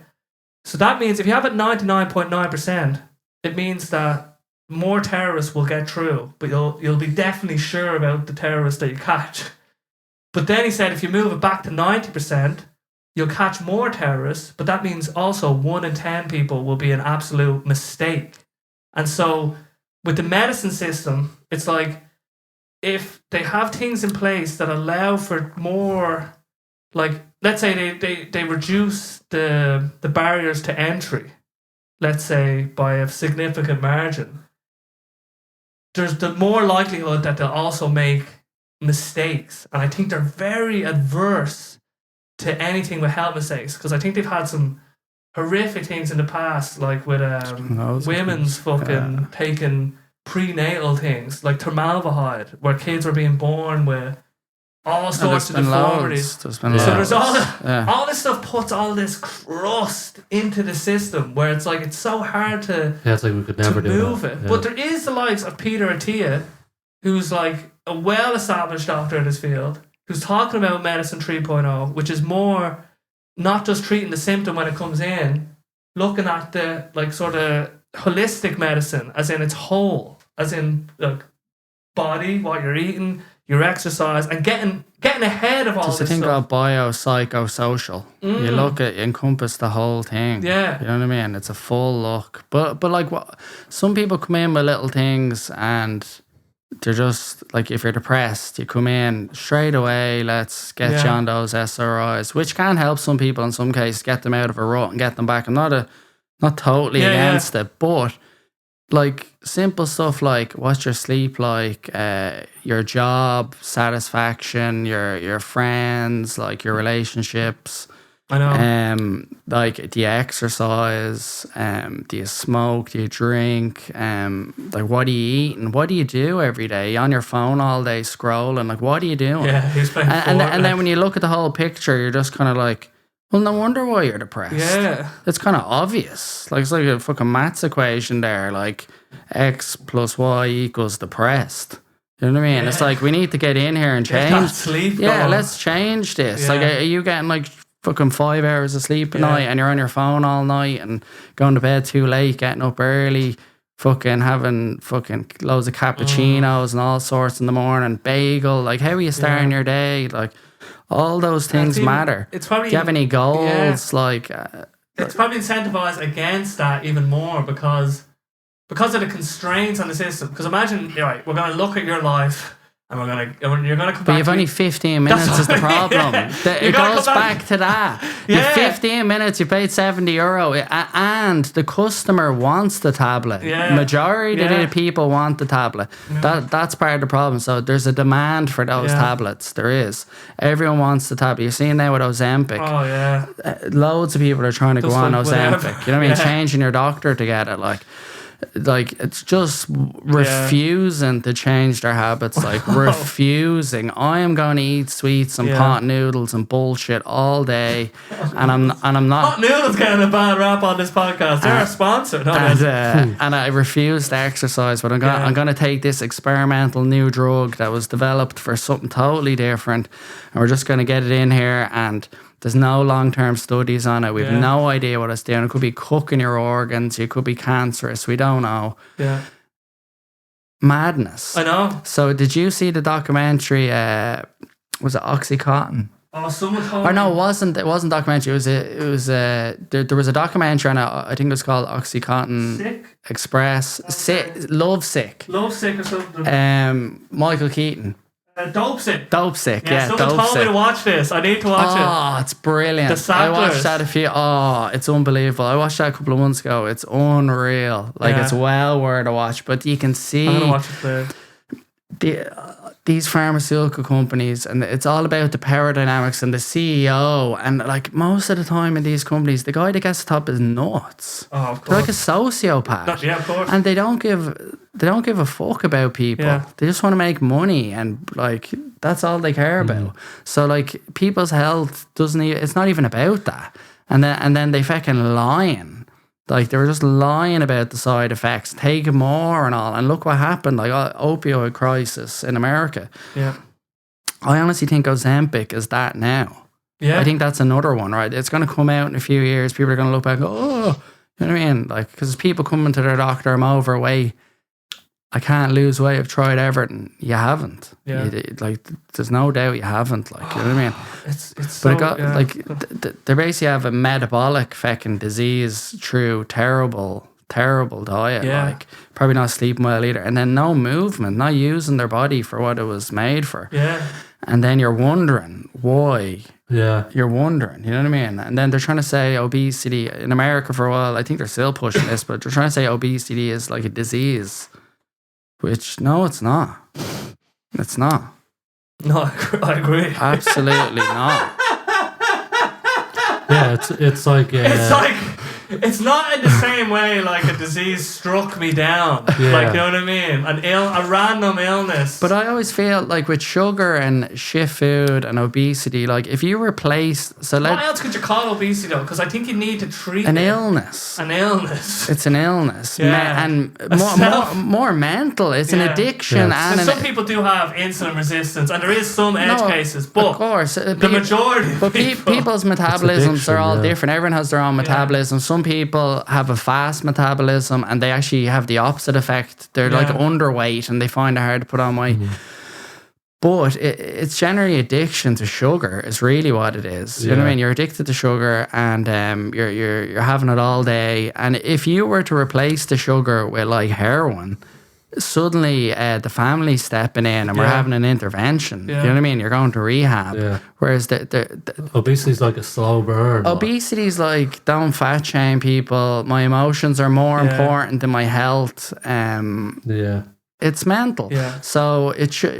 There needs to be a healthy way, or a nice, without like people saying you're fat shaming. There needs to be a way we can say, I'm worried about yeah, you. I'm worried about you. I'm Yeah. actually concerned. I love you so much, and Yeah. I'm worried. It's not Yeah. about Yeah. your looks. It's not about anything. It's like, I want you to be it's- around it's your longer. well-being. But like, people yeah. come out and saying like, it's more so in America, I think, but they're coming like saying like there's nothing wrong with being overweight, and they're pushing obesity and putting it on like at the Sports Illustrated, all this sort of stuff, and it's just like fat and healthy and all. So like All these TikTok stars that just eat. nonsense, you know what I mean? And then the diabetes is coming. Yeah. It's on the way. 100%. It's in the post. It's coming. Type 2. Yeah. Like, you know what I mean? That's the road you're going down, and you don't want to go down that road. You know what I mean? It's a shame when our like we want ideals of humanity like at the top, and we want them to be positive. Like Yeah. we want to strive for health, I think, and Yeah. fitness and Yeah. well-being. Like again, going back to the 10-star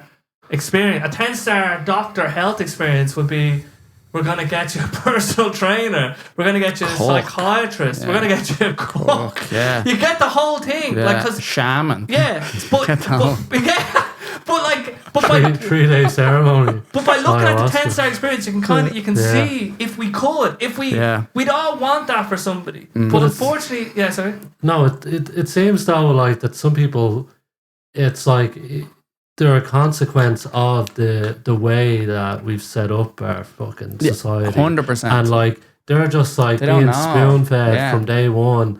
You know, they have the iPad in their face and they're Yeah. having honey Yeah. loops and whatever. Yeah. And then suddenly, right, you know, they get teenager, they become an adult, And it's like, what you're saying about all the health habits and practices, that's like another language. Yeah. They actually don't even, Understand they wouldn't even it. know where to begin to start taking action to like break the habit. And it's like, reaching for the pill is like literally feels like they're only out.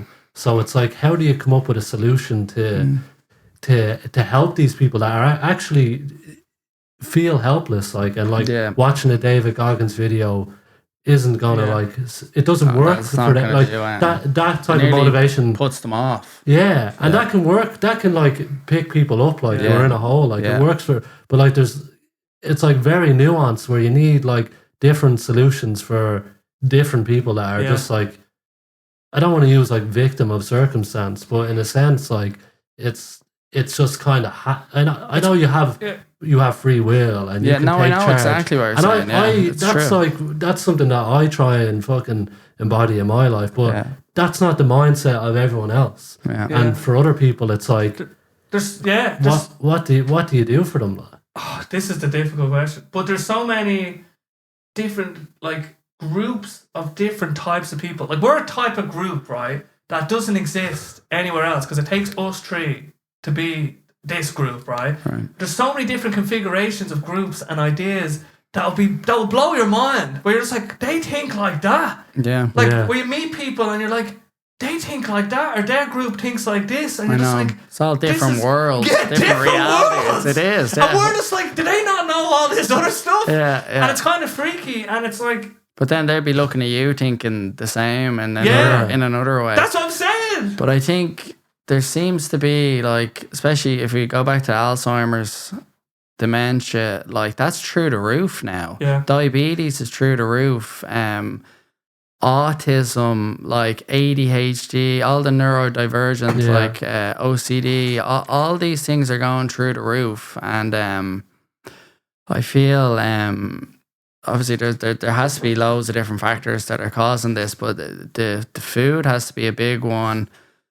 I think some big pharma is definitely playing a role. And then I think the technology has to be playing a role. Like the exposure to all this technology and information has to be having an effect. Like I was walking through my state the other night with the dog, and there is these playgrounds in the state, but they're like, it's rough. It's like car park ground. It's like tarmac and glass on it and all. And we used to play football and that, basketball, but now there's just picnic benches there. And I was kind of walking by looking at them, and then there's like flower pots and stuff, and it looks good, but I'm like, that's mad. There's picnic benches there. So then I was thinking, I go, no one's playing football there anymore.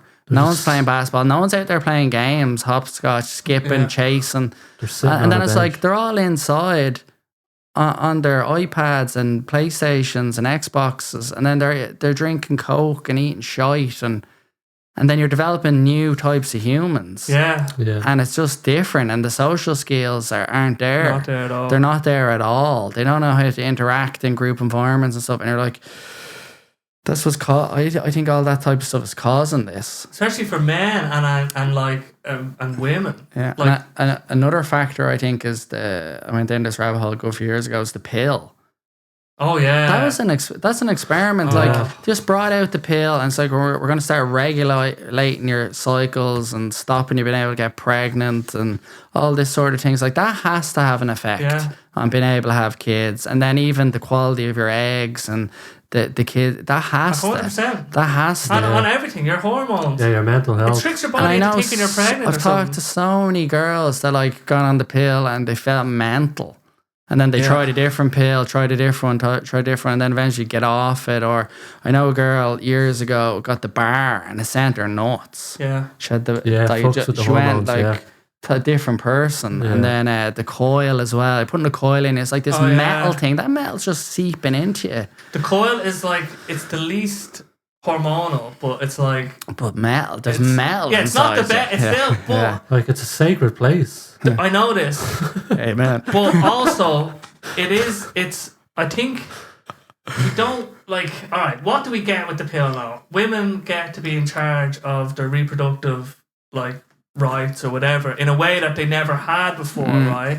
Which I think is good, but obviously, like, there's better ways and there's really bad ways. Like obviously getting a man to wear a condom would be great, you know what I mean? And most of the time, I'm sure that is like a possible That's not generalized. deal, you know what I mean? But I do think it's good. I think it's been good for women to be able to say, I can have a sexual encounter and I don't have to have a baby because I have these contraceptions. But that's just for the pregnancy. That's not like if there's no condom, the STIs are still on the table. oh yeah, but it's like humans are gonna have sex. We Yeah. can't help ourselves. Yeah, We're driven. But that's into one it. of the primal It's like- instincts we have within us. It's mental, isn't reproduce, it? Really, survive, reproduce. horniness is basically that drive in a way that's evolved. But Like- that's what keeps the human race going. Yeah. Without that, we die out. You know what I Exactly. mean? Population goes down. We all just. And we're women and men and women are as horny as each other. I mean, that's in us, right? But so we can't help but do that little dance that we do. Yeah. But the only unfortunate thing is that when women do that dance, they can be left with like life altering circumstances, and you can say they should have been more this, more that, but the man wasn't more this, more that, and they kind of get away with it. I'm not pro. Like I would rather not the pill, not the bar. The coil is the kind of the one that's like at least your hormones, but it does affect your period and stuff. It's definitely better than the morning after pill. But I think I do think something it's good that there's something there, but we haven't thought about. I just wondered, like, there's some girls going on at like 14 and then they're going right through I to know. like well into their 20s, and then it's like they have a boyfriend or whatever, and it's like, right, I'm gonna have kids now, I'll pop off this.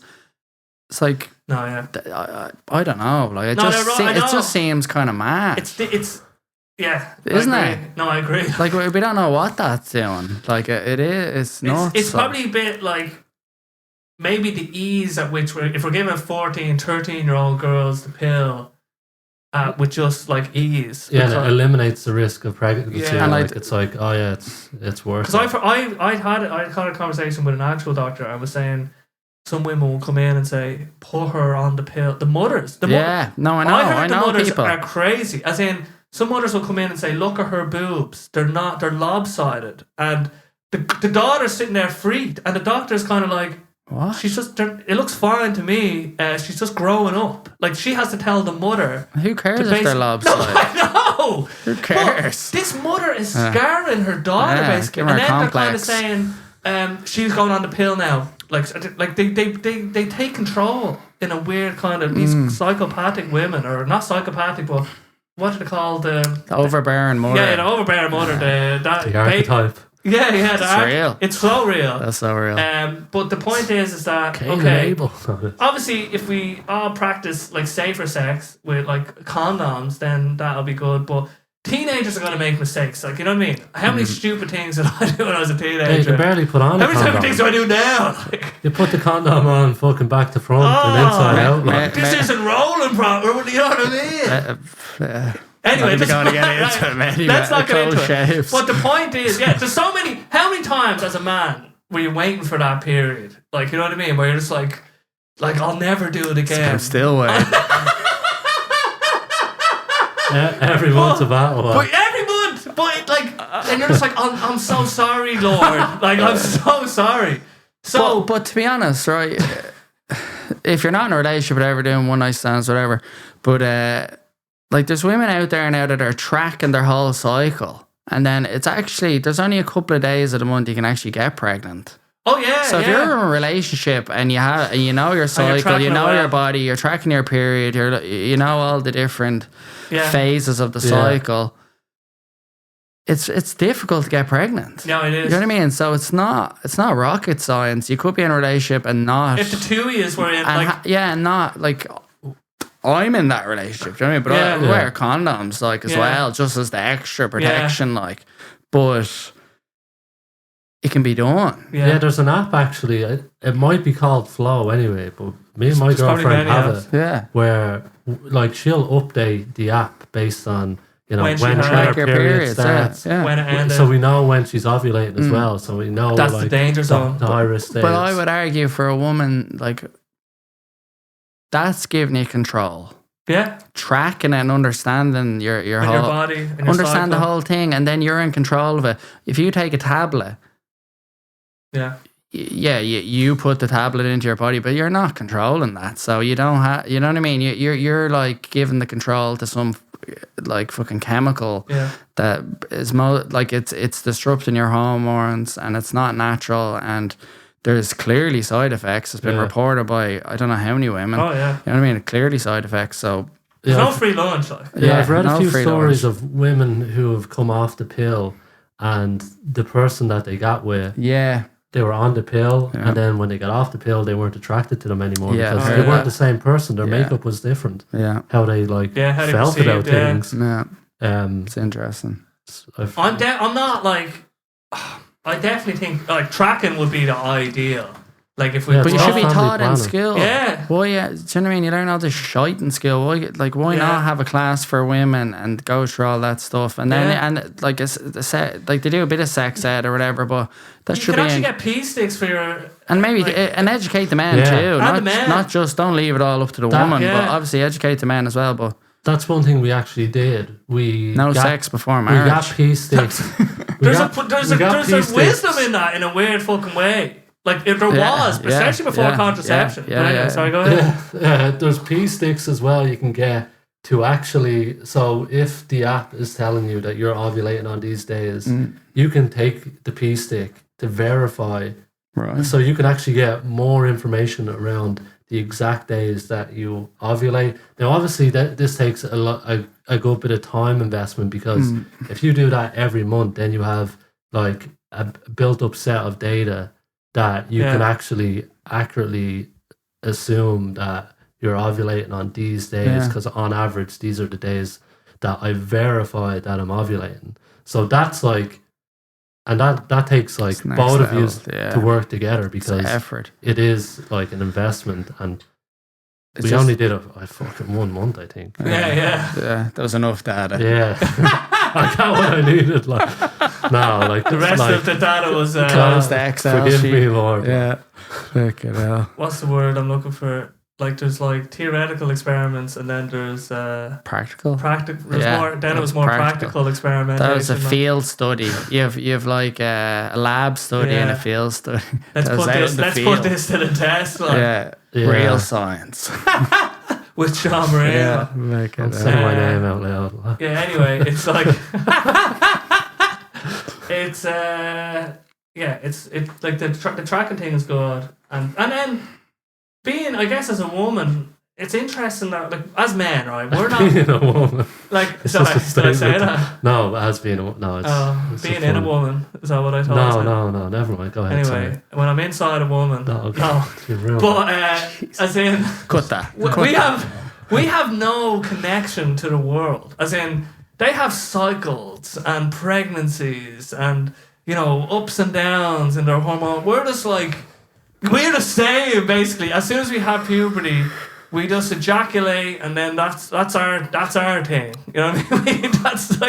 That's all we give into it. Like we don't have these we don't have to worry about certain times of the month, or I'm going on holidays. Will I be on my period, or have to do all no? We're not really. Whereas they have a sense of time and passing and where they are in every current moment based on that cycle. Yeah. And then they go into the menopause eventually as well. That's supposed to be awful. Oh shit. Yeah, that's supposed to be terrible. Like. Oh man, they have it so hard. Yeah.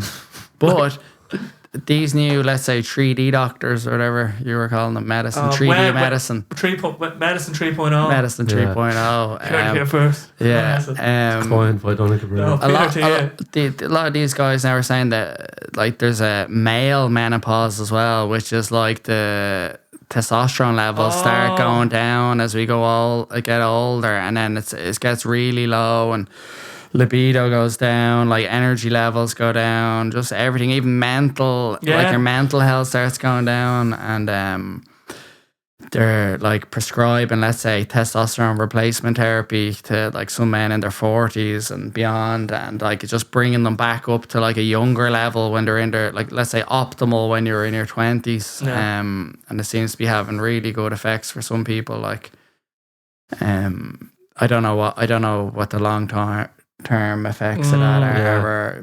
I'm sure you don't get a free lunch, but I don't know what the crack is with that. Yeah, my anecdotal like evidence is just like Joe Rogan and Dana White look great. yeah. So you don't. I'd say you can bring it up to They'll be the fucking the test rats. in the safe way. What they'd say like, oh yeah, whatever levels you might have been at 35, they could say, let's say you're 40, and it's like, okay, you could say your levels are this now, so they must at a decline of 10% a year from 35. Maybe they were this when you were 35. Yeah. So it's probably better to get measured now. Yeah. Find out what your base is. Yeah, to see where you're at. Maybe we should have went a few years earlier even. Probably. And then to get that. Or like so because you're getting old for a reason, like so is it would it be like is it like you're tricking your body and then it produces the chemicals, but like your structure and your framework is like an older man and you're able to push it as a younger man. So is that like fucking would that be the equivalent of like, you know, taking a fucking, you know, really old car like with like shitty wheels and like a shitty framework, whatever, and like shoving a fucking turbocharge? I think I know. I actually know a guy who was a girlfriend's dad who's like avid tennis player who was getting it, and he was 70 something, and like he was fit. You know what I mean? People were impressed. Like he'd be the kind of guy you look out there and you're like, Jesus, he's 70, and like people, he said he get a clap in like the big tennis like tournaments and all, because like it's just like fair play. Grandpa. So like Jesus. there's definitely. Oh, well, then it's worth. If you're getting into your 70s and you're still active, it's like you have to. It's like you have to watch it. It's probably there's probably safe ways to do it. Like, and then there's other ways like exercise, obviously, diet, like we've all talked about. Yeah. Supplements like I think Tonka Ali.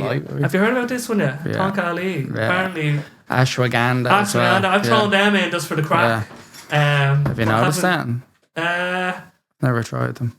I think so. I started just remember. It's kind of personal, but I was having some libido issues. I felt, but I think it was related to the condoms, right? Yeah. So I started taking all these other like matcha, ashwagandha, tonka ali. There might have been another one. Fenugreek, is that one? I remember. I can't. There's a few of them. DHAA. And I did definitely. I found they're all in. When I was during that period, I was definitely more like arousable. Like I was like I felt more. Like with the I think there is something with the ashwagandha and the tonka ali. Yeah. Like it's hard to pinpoint, but so I take them. And then I started taking zinc now, just as an extra thing, just because my fucking the sickness. Yeah, obviously, vitamin D, omega-3, creatine. Yeah, I take that every day. And then I'm B vitamin now, because I just think like apparently because I don't eat lots of meat, so it's good to get a B complex. And I did a vitamin test ages ago with my hair, and it said I was low on some B vitamins. Right. So I have a B supplement, and then that's pretty much it now for like my supplements. Yeah, I take B complex, vitamin C, zinc. Vitamin C is probably good. Yeah, I have vitamin D, magnesium as well. Oh, magnesium, I take that for sleep. I forget to take it sometimes, so. And then creatine, I kind of think everyone should nearly take creatine. Oh, yeah. It's not just for, like, let's say muscle strength, it's the cognitive benefits as well. There are more and more studies coming out. Even if you had a bad night's sleep, apparently. Really? Yeah. Yeah, so I think definitely take that as well. I was taking some other stuff. My mum has all these potions at home. She give me stuff, especially when I was sick there. I've been taking fucking everything. Just whacking it all. Ivermectin, whacking them all. I'm taking them all now. So. Were you sick when you took that though? No, that's what I was going through. I go, where was this? Yeah. Where was this when I was on my deathbed 2 weeks ago? You took it anyway for the crack. Just taking it at the moment, yeah. You're on a course of it. 5-day course. But yeah, so we see how we go. Okay. Still alive, still kicking. Yeah. Do you take the magnesium before bed or anything? Yeah, that's what I'm supposed to do. Yeah. I remember years ago, when I was a teenager, like 15, 16, I remember I bought like creatine and like whey protein. I got ZMA. It's like zinc, magnesium, and I don't know if it's B12 or B6 or something, but every time I took it, without fail, I'd have a wet dream. Every time. So I had to discontinue. I'd be addicted, like. No, it was a disaster. That's a Those disaster. clean yeah, streets, it's a like, mess. That's a disaster. You're awake in the middle of the night after fucking. Could you remember the dream? They're always like sex dreams. That's what I'm saying. It's just these sex dreams, and you're waking up and place destroyed. Yeah, it's not a novel experience like the first time. Like, it's, Yeah. No, but it just keeps happening, and then it's just I had to discontinue it. So I don't know. Like I had to be like that with that combination. Like Oh, you'll be back in the. So I stayed off the zinc and all for years. Yeah. Thanks, I was freaked. But Yeah. I'm sure if I took it now, I'd probably be all right. But yeah, Yeah, if you Google like testosterone boosters or libido boosters, you can find like a list of the kind it's of always zinc, magnesium. Yeah. I think B6. You mentioned the Tonkadali. Tonkadali, I took that for a month. I felt it. You like, felt it, oh, really. Yeah. That's all I'll say. Yeah. Nice. I was single at the time. Yeah. Okay. No. It's a Yeah, I just tough month. Yeah. I just added it back. There's other ones like there's a one called horny goat weed. I've heard of that. Yeah, yeah. it's a very explicit. never I couldn't tried find that at the time, and I was Never struggling. tried any of that. But you'd be surprised. Like, don't get too graphic, but if you're using condoms, like the type of condom that you're using can make or break the experience. Yeah. The way it's came together. No, but it can. The experience. Like if you get it right, like it can Oh, yeah, set you no. back, like in terms of especially if you're starting something new, and like there's already like you know what I mean, maybe a bit of yeah, pressure, yeah, of course. and then this is like Yeah, deflating everything. Like it's just like Yeah, and time passes. Like. time passed by. Oh god. So But yes, I think, I don't know if you've talked about it, but your sleep, like your testosterone levels can be dictated by if you have a good night's rest versus like 4 hours sleep. Like if you go and get your levels checked on 2 hours sleep, they're going to think there's something wrong with you versus, just sleeping well. yeah, It's like one of the big movers. the, yeah. But now people, I don't know if it was, I don't know if I heard it was a UFC fighter done this but like they wanted to get on that when TRT used to be legal. The UFC, but like they didn't sleep for like 2 days, were running all, just trained real hard, wrecked themselves. Then went in and got a test, and their testosterone was like fucking plummeted, yeah. and they Oh go my from God. there. Yeah, little trick. Jesus Christ. Yeah, and then Yeah. and then they're just like way over the Yeah, normal levels. Vitor like, Belfort, Oh yeah. over him, All Uber those him. pre-testing days. Yeah. God, I'm wondering what's like if you did. You know what I was thinking, because I'm doing the marathon this year. Like Which Dublin? yeah, Oh, yeah. deadly. But if I took like let's say I took steroids, would anyone check? You EPO. Get on some EPO. No, I don't want to. But I'm saying, imagine I won. No, Imagine I won. Like, would there be questions asked? Not that even if I took steroids, I don't know. still Did would I- check the win. small print. I don't but- know if they test. I did it. But like, I are don't- these might test the local winners. tournaments? No, Like, no one's testing. like local fighting. No one's. Like, Oh no, yeah, you could be no, juiced. no. like if you had Jiu-jitsu and all like those. an amateur fight.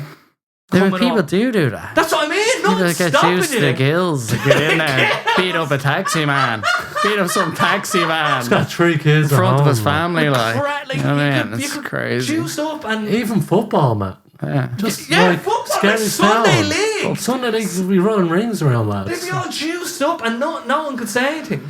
Yeah. It's like that lad But- was quick today. But wasn't again, he? you need the skill as well. Yeah, and no, of there's course. other factors too. You can't Yeah. you can't just pull No. so average Joe from the bus stop or on the Yeah, couch yeah. and just Yeah, inject but I- them. It's not gonna. I think the person though that decides to take fucking steroids for like The Sunday the Sunday league. league is like, I don't know. I feel like they'd be a bit fucking.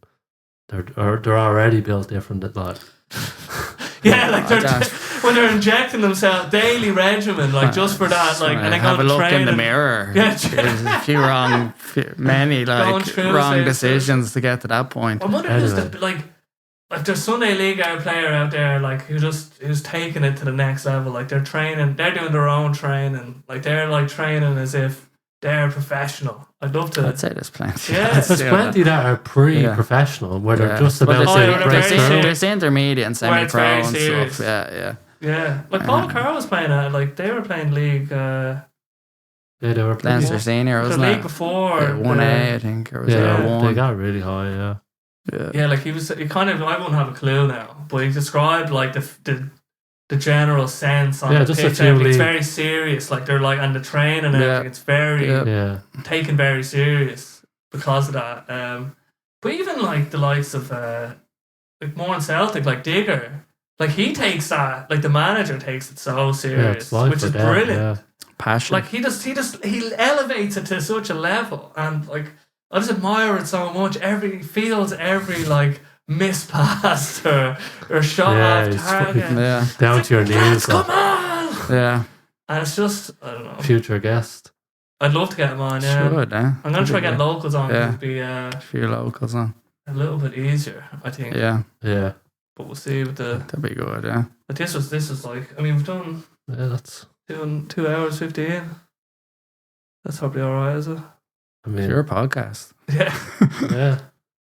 Yeah. What are you looking at me like? And then Sean's just Was like, there anything else you want to talk about? Did you have anything else that we didn't cover? not It really. was just the milk, I think. That Yeah. I don't think I lost Delicious milk. his chest. Yeah. Music is coming along. Nothing really. Like I'm getting into the music production side of things more. Yeah, how's that going? It's really cool. I'm getting real into a particular era in time, which is the 80s, which is like the birth of not virtual instruments, but synthesizers, like synthesized sound, and going back to the reference material, like all the classic albums in that time, like Kraftwerk, The Human League, these guys called Spark, like looking at how people were making music back then under those constraints, because they had these machines, they didn't have laptops, and like the way we can have so much ease now, they had to do it in such complicated ways, and they were able to make fucking great music. And so I'm trying to get into that mindset of they had these machines, these drum machines, and they were able to make this music. Whereas now the landscape of music production, there's millions of plugins, millions of this, millions of that. Whereas back then, you can find out what machines were available at that time. There was only 10 machines that were making sound or something. And the drum machine, you can actually get the drum machine, and the drum machines, like, some of these drum machines are legendary. Like the 808 drum machine, like, Kanye West 808s and Heartbreaks, like, that's just a kick drum. But it's like, it changed the face of music, this drum machine, because it was the first, these were the first kind of devices where people could buy and they wouldn't need a drummer. They actually started as for organists. They'd have like a drum track. That's where they're initially sold to. And then this band, a few bands started using like one of these organ drum things in their actual songs. And then suddenly a whole range of drum machines, only a few hundred were ever made of each one, let's say, and then they went obsolete.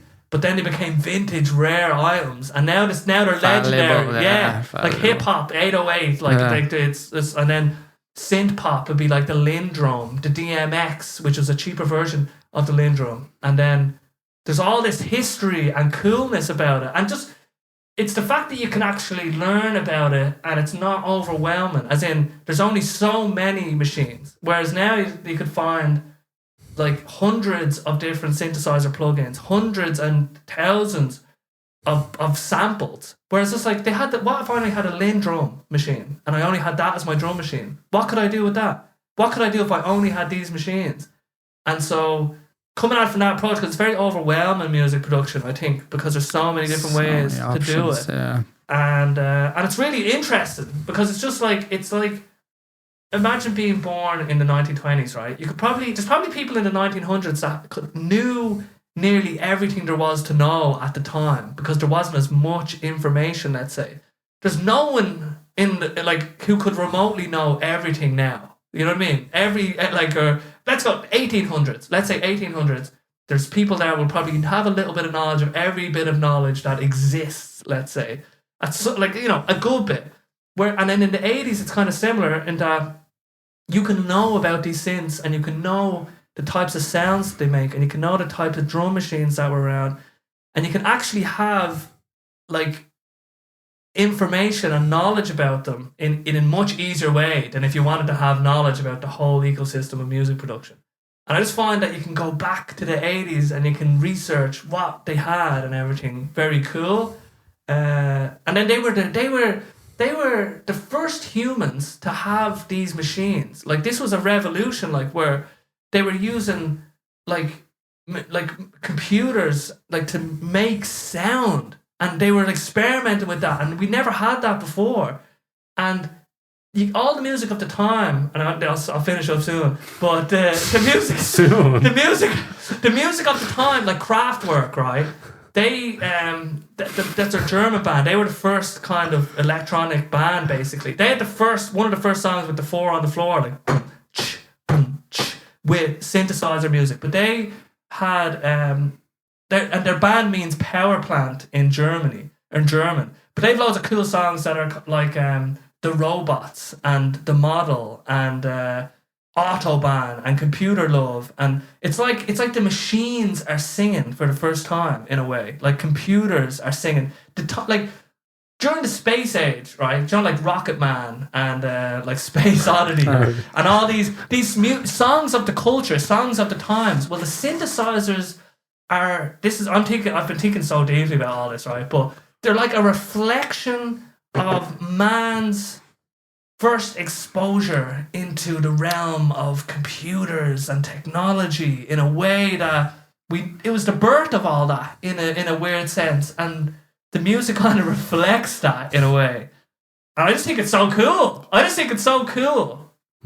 Basically. So yeah, that's how the music's going. Yeah, it's unreal. I think there's a yearning for the 80s music. You've seen it where like The Weeknd, Blinding Lights, like where they have the synth, and Harry Styles, like that As It Was song. Yeah. Two of them like are one of the most streamed songs on Spotify. Yeah. So like they're tapping into the 80s stuff. 100%. So I think it's a great pursuit to go down like. The Weeknd's kind of like the Young Turks, Rod Stewart. Young hearts be free tonight. Like there's a little kind of organ riff in that. And then Harry Styles is kind of like Take On Me. Yeah. But like, it's not like you can't help but be inspired by other like eras or songs. Like, so it's not like they copy. Built off each other. Yeah, you're going to see similarities. Yeah, I want similarities. I want to listen to all of that. The consumer wants it. You put your own spin on it. Like that riff in Blinding Lights is it's one of the greatest riffs. Like I think, but there's so many cool riffs. Like anyway, I'll get into it. Yeah, but yeah, so that's the music side. Yeah, riff away, lad. What about you? What do you got now, Sean? I'm tired, man. John's dead. He's we didn't get much sleep. Just fucking see what happens, man. I'm not putting anything out into the universe. Like I want to act on it. Like, yeah. I don't want to be talking about it. I'm sick of talking about stuff that I may just pull out of. Like I just want to figure it out and do it, and then it'll be talk about it as it's done, or while I'm in the middle of it. Yeah. But that's a good strategy. It's just figuring stuff out at the moment. Yeah. Dean Monks is still pushing on the jiu-jitsu domination in Rush. I know you're not. No, he doesn't. Yoga, fitness, jiu-jitsu. The holy trinity. Words as well. It's the holy trinity. I'm just afraid he's going to choke me out. No, he has power over anyone in any room. Not at all. It's like the opposite. Not at all. But just keep ploughing away, lifestyle monks. Just keep it going, keep it growing. Is this the first year you had the kids class? No, been doing that over a year now. Okay. I think, or longer. Is it? Yeah, over a year. Has to be over a year. No, it's over a year. It's like a year and like it's a year and 4 or 5 months. Okay. So now, it's going good. We have a good group of them there. It's great. It's the most challenging class of the week. Yeah. It's a roller coaster, ups and downs. You don't know what you're getting each week. Do you know what I mean? And you're just trying your best to fucking manage it. And then luckily I have a bit of help as well. It kind of changed the structure of it a bit. And I've kind of have Michael Caldwell and Gar Moylan helping me. So it's great. They've been great help. So just having more adult presence on the mat just really helps. Just of the behavior, you know what I mean? Because especially in the beginning, it's just very difficult. It becomes like the behavior of some of the kids, and they're all excited or hyper, and it becomes more about like discipline and more than even learning jiu-jitsu and having fun. So just managing kids. Yeah, exactly. And especially if you have over 20, you could have like 24 kids in the class. So so some classes can go great. Everyone do all the games. Everyone went perfect, and no one got hurt, no one's crying, Yeah. no one's fight, like no one's like not fight. Of course, they're like it's martial arts, but you know what I Yeah. mean. No one's like it's not getting out of no hand. disputes. Yeah, exactly. No arguments or nothing. And when it goes great, it's unreal. But then, geez, the tough classes that like that Take a lot hour out of you. can zap your energy after. Like so, but that's what I signed up for. You know what I mean? So Yeah. overall, it's great. And then yoga's going really well.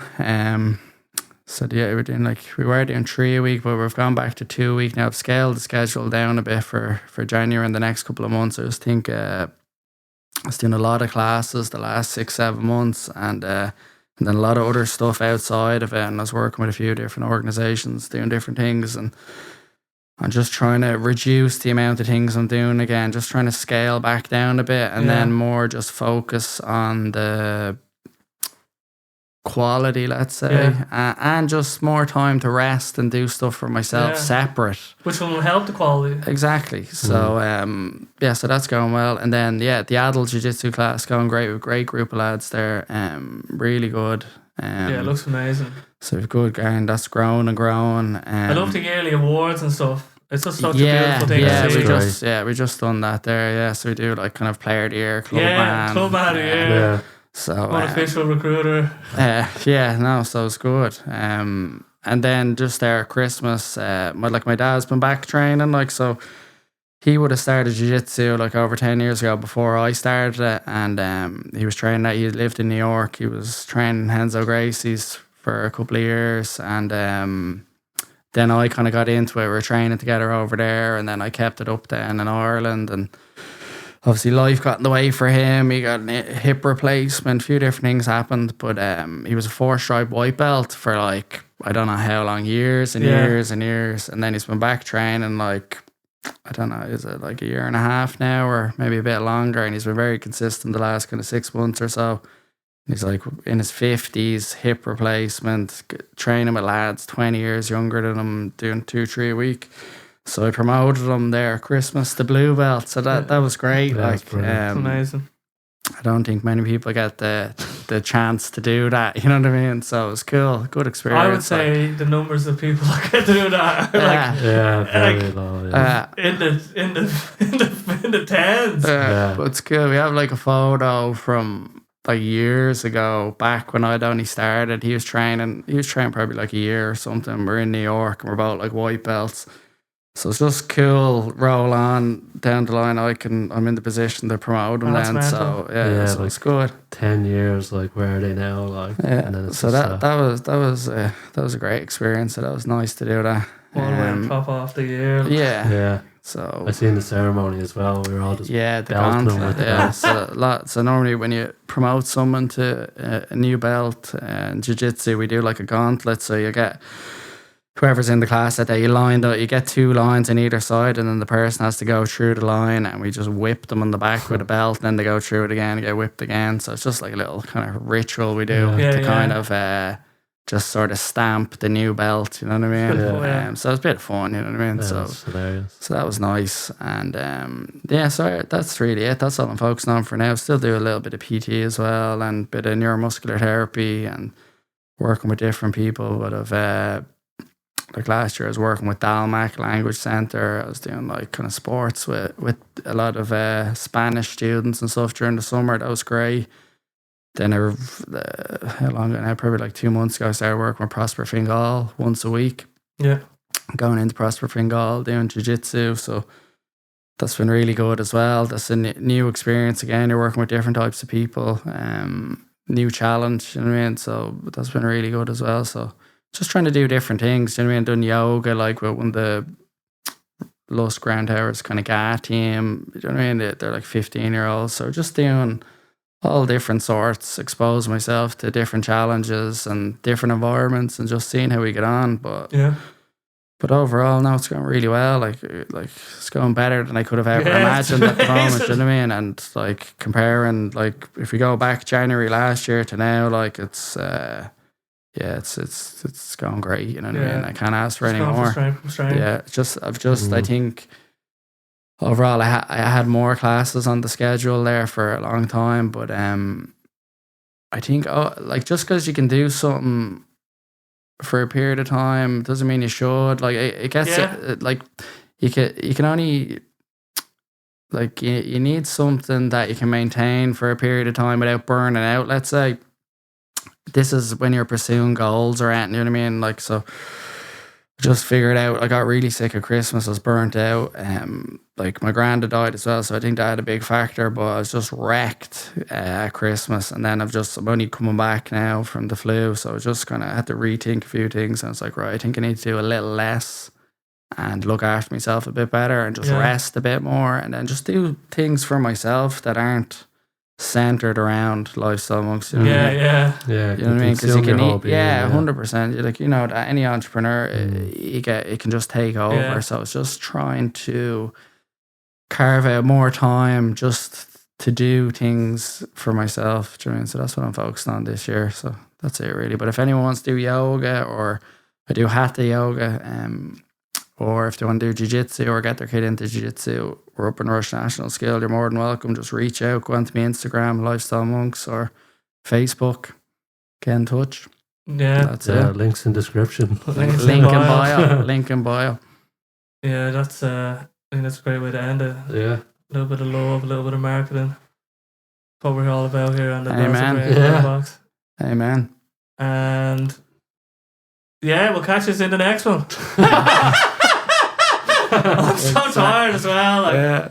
I think I was going to say turn on the light, because I think the light going down as well. that's what it's Just like, we're Even that light, like. that one's real. Should we ever know what me and you doing? I don't know how long it went on for, but it started light and then we